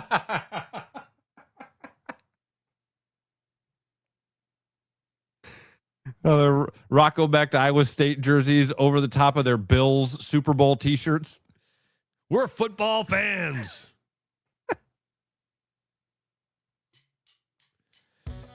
Hey, if you're looking for a mortgage when you're buying a house, Gary Presnall is the mortgage banker with Northwest Bank you want to call. He's been financing homes for 25 years. Gary offers VA, FHA, IFA first-time buyer loans and conventional and new construction loans, and all approvals are done locally by Northwest Bank. Gary can get your loan pre-approved in less than 30 minutes, and it can happen after hours during the week and even on weekends. He works 24/7, folks. Call him at 3 a.m. He'll go, I'll get you approved in 30 minutes. Well. Okay, that's an exaggeration. Let the Gary, man I hope you're sleep. laughing at that. Gary's been the state of Iowa's top producing mortgage banker the past 8 years. He's the best. He's trusted, and you need to trust somebody who's going to handle a very, very large transaction for you. Call Gary Presnall today at 515-975-6767. It is the Rush Radio Show powered by Willis Automotive. Game on, keep your edge with Body Armor Sports Drink. Bold flavors, electrolytes, and hydration that goes the distance. Grab Body Armor before the grind, during the game, and after the win. Body Armor Sports Drink. Hydration that's real and better for you. Pick up Body Armor Sports Drink on your next grocery store run or convenience store trip. With the Iowa Lottery's new Millionaire for Life game, you could win $1 million a year for life. That could make you a My Dream Job is No Job millionaire. Front row tickets to every show millionaire. Hire a personal glam squad for you and your bestie millionaire. Yep, a little further. Or just to never run out of your favorite pickles millionaire. With Millionaire for Life from the Iowa Lottery, And these. you can change your life for life. Play today.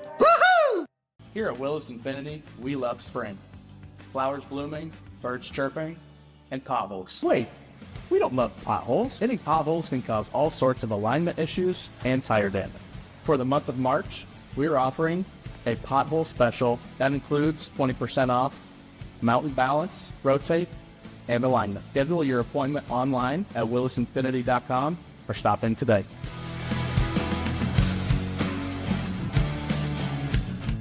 Hey, Tanner with Liberty Lawn and Landscape here. It may be chilly now, but before you know it, spring will be here. We are now booking for spring, so get a hold of us to schedule your next project today. Serving the Des Moines Metro, we specialize in a variety of services such as retaining walls, paver patios, edging and rocking, and much more. Now offering 3D renderings to show you exactly how your project will look before beginning. Liberty is proudly veteran-owned and ready to serve you today. Hi, it's Noel. At Fiskus Jewelers, we're honored by the fact that our customers continue to come back on purpose, and that trust means everything to us. For years, we've been privileged to be a part of life's most meaningful moments, and we never take that responsibility lightly. We proudly offer the largest inventory in Ankeny, cutting-edge custom designs, including free CAD drawings, and a team that takes the time to get it right. Thank you for choosing us year after year. Fiskus Jewelers, your jeweler for life.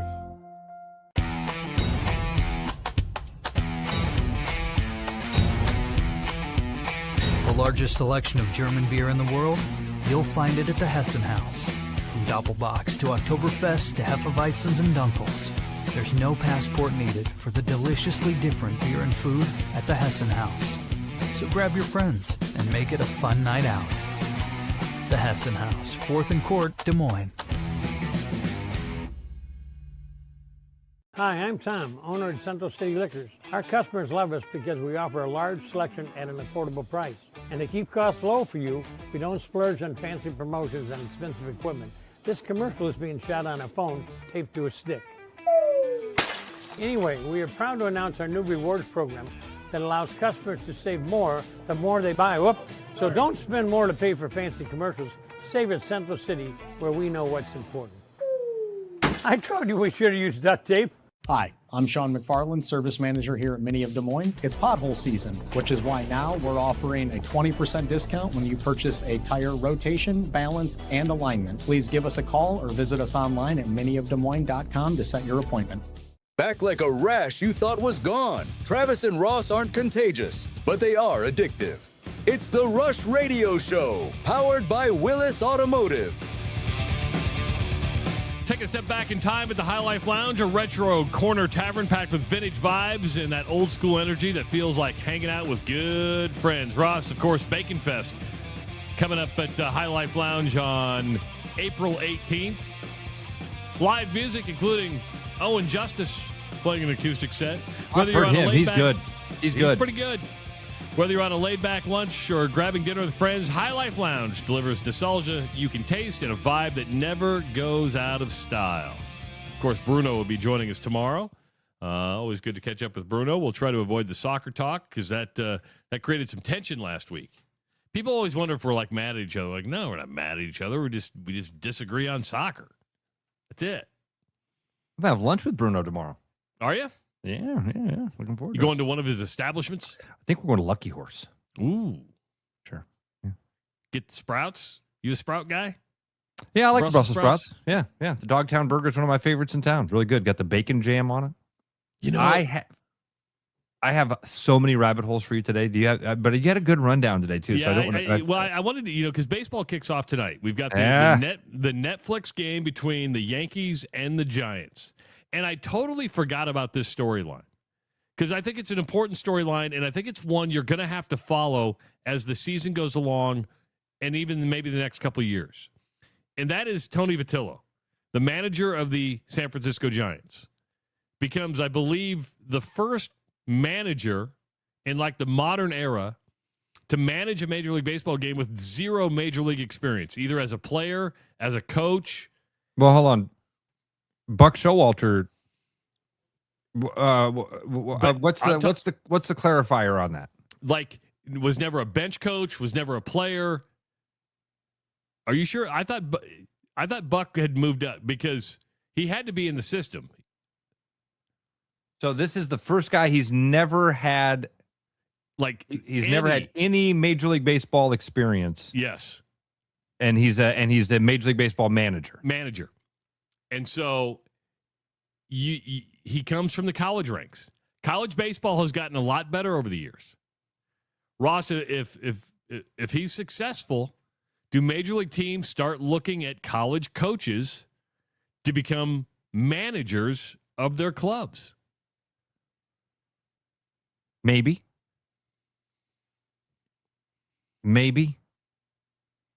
If he fails, it sets it back a long time, and all these executives go, yeah, didn't work. It didn't work, and we knew it wouldn't work.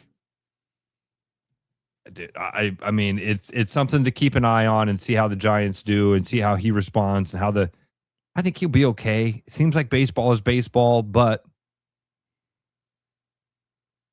most of the guys have not taken this route. I mean, let me give you an idea of kind of the good old boy network that Major League Baseball is.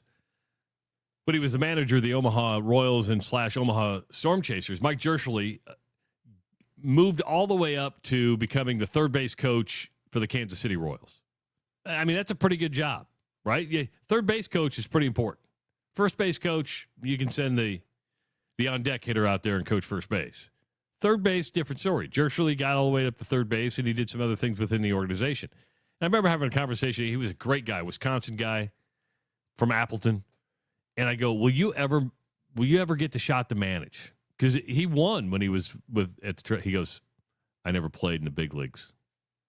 He goes, I got as far as like AA. He goes, they'll never give me a chance. I mean, that shows you kind of the good old boy. For the most part, that's why Buck Showalter, and I'd looked it up. Buck Showalter had played in the Yankees organization. He never made it to the major leagues. And so I'm guessing that's probably part of the qualifier there for. We're talking like zero professional experience whatsoever. Never been on a Major League Baseball bench at all. Or professional. Anyway. Yeah. Be interesting to follow. Are you going to follow the Dodgers a lot this year? They're going after the three-peat. The three-peat. How many teams in Major League Baseball have had a three-peat?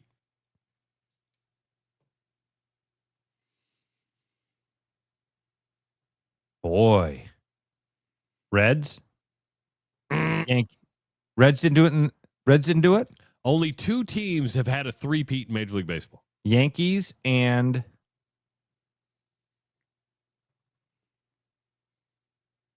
Who? The A's. Oh, the Mustache Gang. Yes. The only 2 teams to have a three-peat.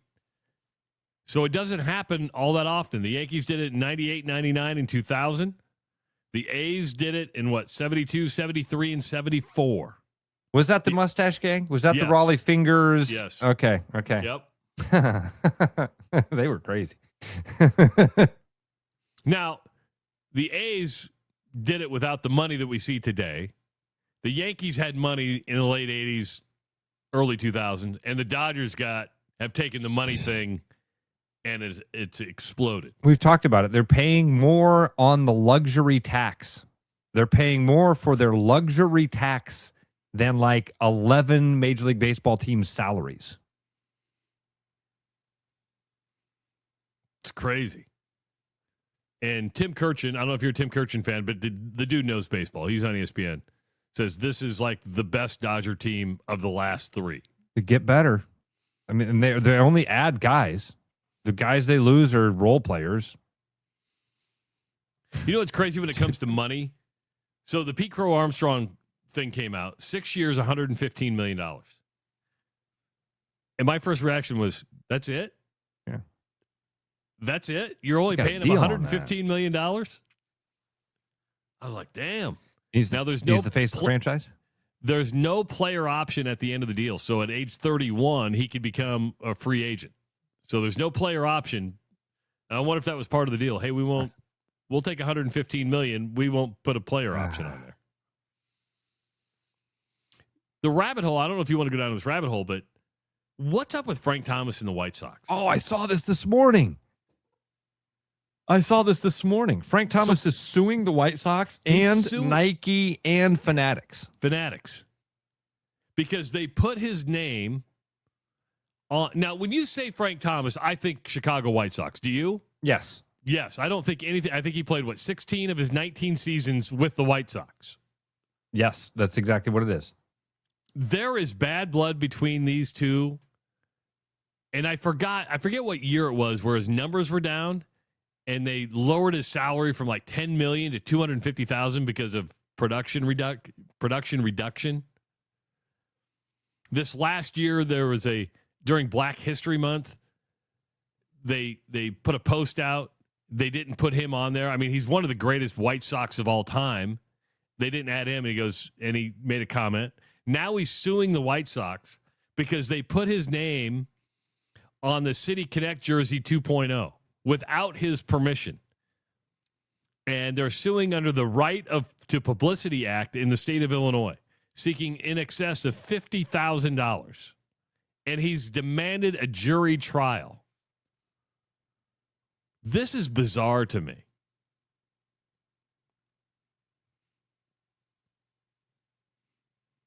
What are you thinking? Yeah, I see your brain. Your brain is. I can see the Ross brain. You're collecting your thought on what you want to say. That I really liked Frank Thomas. I really liked Frank Thomas growing up. I thought that he was just such a cool guy, and he was an amazing baseball player. I got a chance to interview him at the All-Star game, Travis. When I went down there, I got to you had to select who you wanted to interview. You had to put in like a request. I got Mike Trout. I got Frank Thomas. I talked to Curtis Granderson. I talked to Paul Konerko. Who was my fifth guy? I don't remember who my fifth guy was. But I got like that. Frank Thomas and Mike Trout were my 1 and 2. And I got to talk to both of those guys. And Curtis Granderson was a Yankee at the time. And he's a really fascinating dude who does a lot for charity and all sorts of stuff. So that was a fun conversation. And Konerko is really cool. But Frank Thomas was not. When I met Frank Thomas, he was not fun to talk to. He didn't want to be there. He was an executive at that time with MLB. He wasn't on Eugenics yet. Dude, he could have been on anything. The guy's built like a freaking mountain. But that was my first time of like, oh, he's not nearly as personable and friendly as those other guys were. In the exact same environment, Curtis Granderson couldn't have been a nicer guy. Mike Trout was amazing, and he was a rookie. He was like quiet and shy. And Frank was just a dick to everybody there. And I was like, oof, that kind of rubbed me the wrong way. And then the thing came out last month because it was what it was, Travis, was that White Sox put out a Black History Month post. And he got offended by it. Because he wasn't on it. He got offended because the team that he used to play for put out a Black Pride post. And he got offended by it because it wasn't about Frank Thomas. You didn't include me. I'm the best. I did more than all these other guys. He knocks down every other person that they put on the thing just in an effort to go, what about me? Well, what about me? It wasn't about you, Frank. It wasn't about you. And this is another look. This is another in that line of like, man, what are you doing? Are you tight on money? Is because maybe it's that you're tight on. I don't know. I can't understand it. You're doing the eugenics ads. Maybe that's an indication that you haven't been we're real good with the money you made. I don't know. I know this is a bad look again. Look at Jalen says. Go ahead, Joe. I want to put this up. This is the hard part. I mean, you've had an interaction with Frank Thomas you didn't like. Joe says met Frank a bunch of times. He's a great guy, and it all falls on the day and the mood they're in. Yeah, and I would say, and I would imagine Joe, because Joe's hat trick breaks and works with JCD and Hobby. I would imagine where Joe met him, Frank was in a position where he was being paid to be there. That wasn't my situation. He didn't want to be there. Situation where he had to be there. He didn't want to be there. And Joe did say, I met him one. He says, I can see that, Ross. I've met guys one day great, and the next 3 times they were bad. That's the old George Brett thing we've talked about on the show before. In Des Moines, you talk to anybody between the age of 40 and 50, and they'll all have a story that says, I met George Brett once. And then those 2 stories go in completely opposite directions, because some kid's going to be like, he was the nicest guy ever. And then there's the Travis story. So, yeah, and I'll retell the story. I've told it here before, but it's worth repeating because you brought it up. My old producer, when I was on television, and photographer, Pete McIntyre, great dude, Petey Mac. Huge George Brett. The two of his favorite athletes are John Elway and George Brett. He worshiped the ground that George Brett walked on. George Brett is at Rosenblatt Stadium one day, and Pete's like, I got to say hi, right? I mean, he's right behind home plate. I'm down there shooting. Pete sets the camera down because he didn't want to walk up to him and say, hey, would you do it? He sets the camera down, walks up to George Brett, and says, Mr. Brett, I just want you to know I work for a local TV station here. I'm a huge fan, and I just wanted to introduce myself. And George blew him off. I mean, blew him off, treated him like crap, and then turned around, and Pete was like, the poster came off the wall. He was devastated. Now, the next time I saw George Brett, he was at Creighton Prep Sports Night, getting paid, but awesome. You know, you're like, this isn't the guy that I saw at Rosenblatt Stadium that totally blew my buddy off.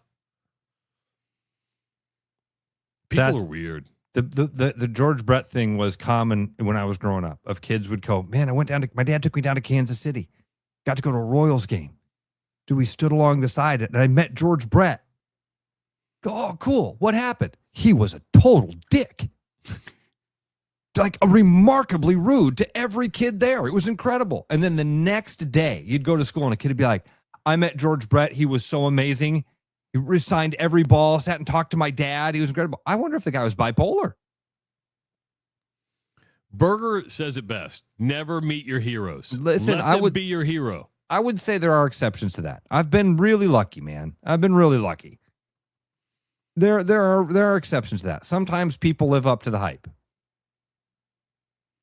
Yeah, listen, I love Keith Murphy. Murph doesn't disappoint.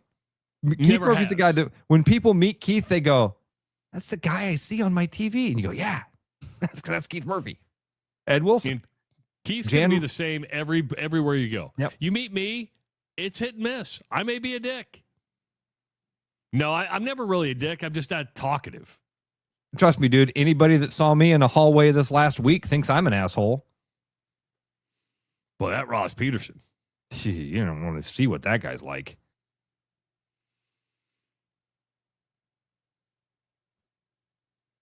So, yeah, in excess of just for now, the crazy thing is, to me, once you play for a franchise, do they own your name? Or, and that's what was going through my head. I'm like, okay, you were a White Sox for 16 years. You may be pissed at him, but you were still part of the franchise, and the fans love you. They're not dumb enough to. Now, you and the franchise may not get along, but this is about the fans. Like, it comes across super petty. You guys had the audacity to honor black players, and you didn't put me on it? Yeah, we weren't having an honor Frank Thomas day.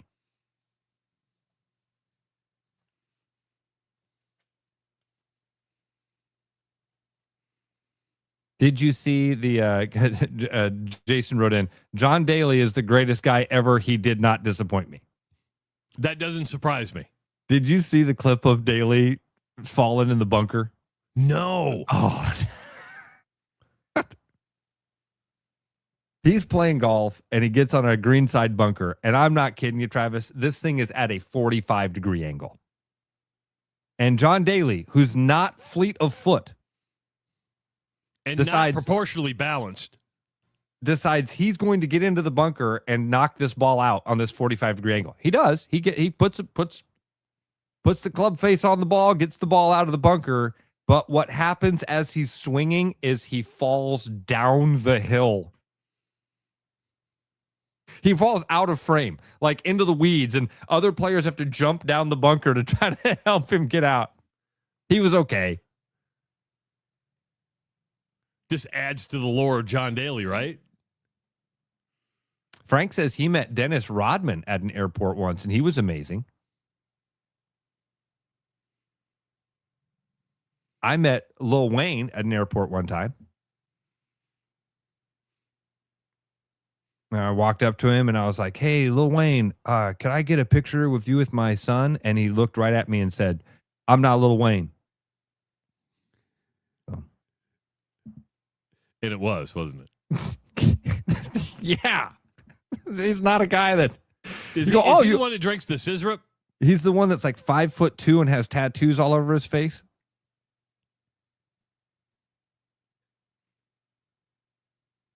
Hey, Lil Wayne, can I get a picture? I'm not Lil Wayne. Oh. Okay. Manute Bowl. Don't bother me on vacation. That's what Dikembe Mutombo said to me. It's the only thing he ever said to me. Don't bother me on vacation. Are you a rodeo guy? I've been and liked it. Yeah. You know, one of the biggest rodeos and popular ones is the Houston Livestock Show and Rodeo. I know where you're going with this.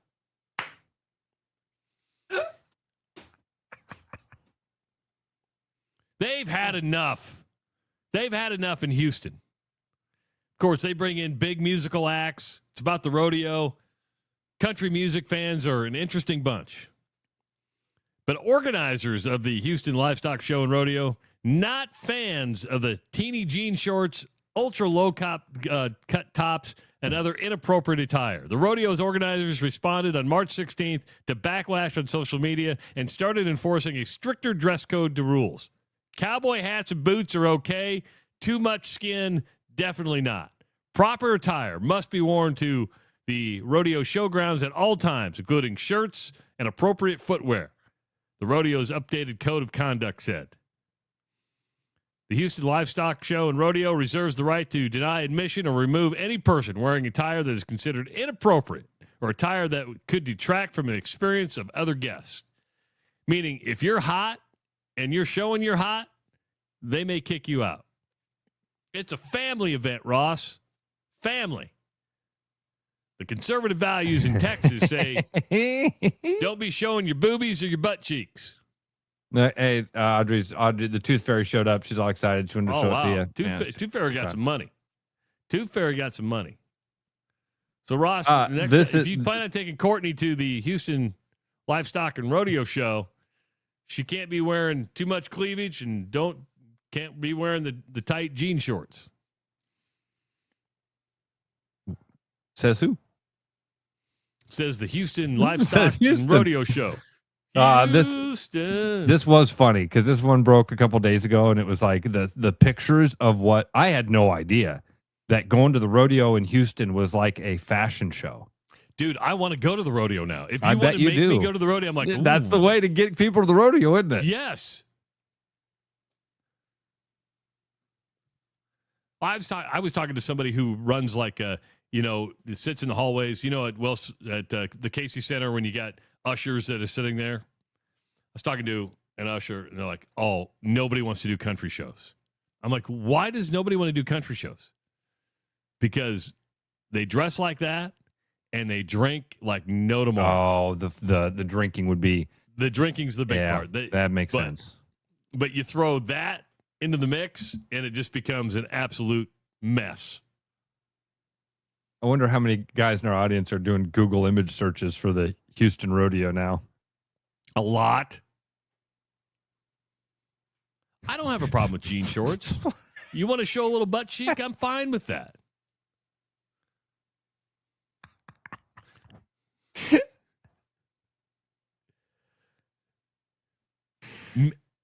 And Chris brings up a good point, who says, I'll read it. You could show movies on those asses being shown.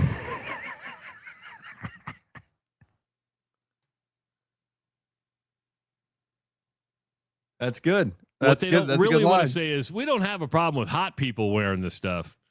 It's people who should not be wearing the stuff is that we have a problem with. Houston Cougars. Joe points out they are the Houston Cougars.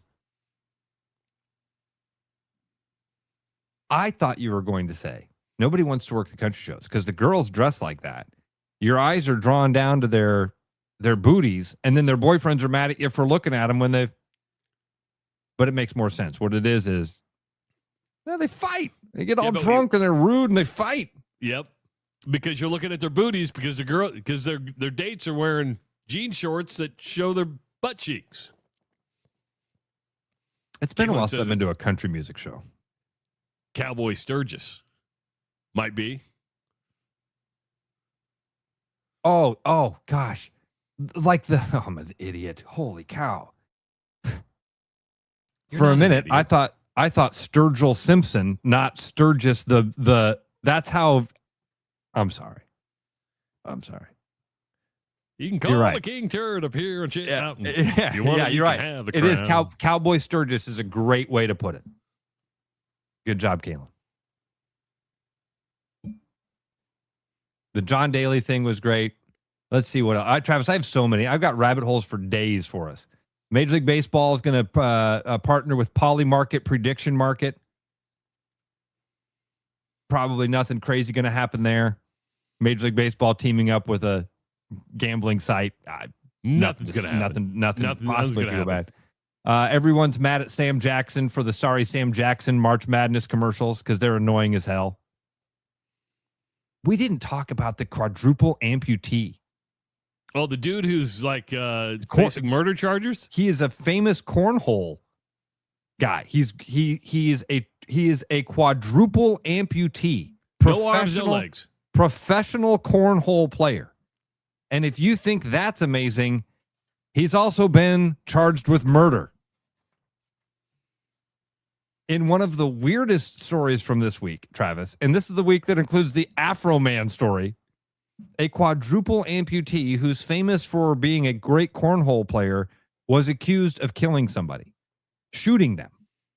And they're like, he's a quadruple amputee. How's he shoot people? Well, it turns out he posted a video on YouTube a couple weeks ago of him loading and shooting his 9mm. The defense kind of fell apart quick. I'm interested. How can he shoot somebody? Well, look at the YouTube video. I'll watch the video. He has an instructional video. I'm interested. This one we'll talk about next week, and hopefully we can get our buddy John Alexander or Coach Hersom or some of our other golfer guys to tell us about this. Travis, have you ever heard of a Masters gnome? I think I have. Do they put little gnomes out on the course? They sell little gnomes inside of the gift shop at Augusta. And they are the hot commodity. Really? The crazy hot commodity. One golfer was asked about it. I'm going to try to find this. One golfer was at, I think it was, I'm going to miss it. We're running out of time. I'll get the story for you tomorrow, Trav, about a golfer was asked about it. Hey, what's the deal with the gnomes? And he said, this is such a problem. I have my friends and family call my caddy, and my caddy has to stand in line, has to go to the course hours ahead of time to stand in line to buy these gnomes. And then people go and sell them online in the black market for hundreds of dollars. Wow. John didn't know about it. I'm glad to know. More respect to you, John.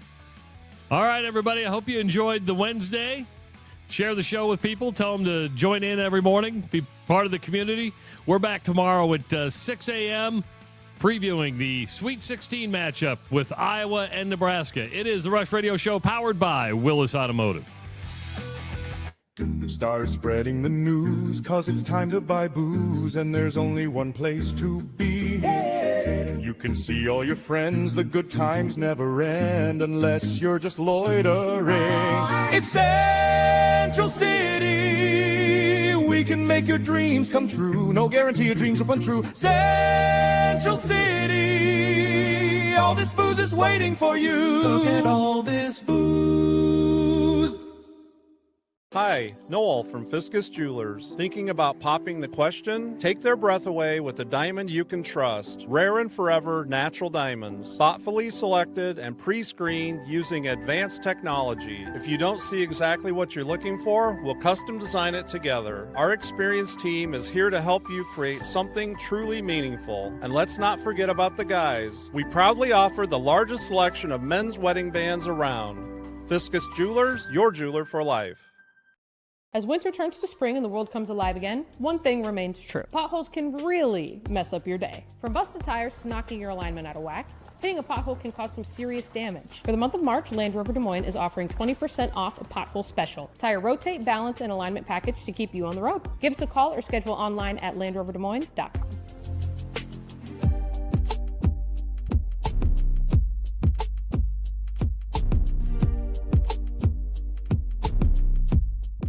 With the Iowa Lottery's new Millionaire for Life game, you could win $1 million a year for life. That could make you a My Dream Job is No Job millionaire. A front row tickets to every show millionaire. A hire a personal glam squad for you and your bestie millionaire. Yep, a little further. Or just to never run out of your favorite pickles millionaire. With Millionaire for Life from the Iowa Lottery, And these. you can change your life for life. Play today. Keep your edge with Body Armor Sports Drink. Bold flavors, electrolytes, and hydration that goes the distance. Grab Body Armor before the grind, during the game, and after the win. Body Armor Sports Drink. Hydration that's real and better for you. Pick up Body Armor Sports Drink on your next grocery store run or convenience store trip. Missing a quality home-cooked meal? You know, the kind Mom used to make? Lucky for you, we found her recipe book. Welcome to the High Life. Welcome to the Champagne of Bars. Back to the Rush. Strong opinions, weak filters, and just enough sense to stay on the air. It's the Rush Radio Show, powered by Willis Automotive.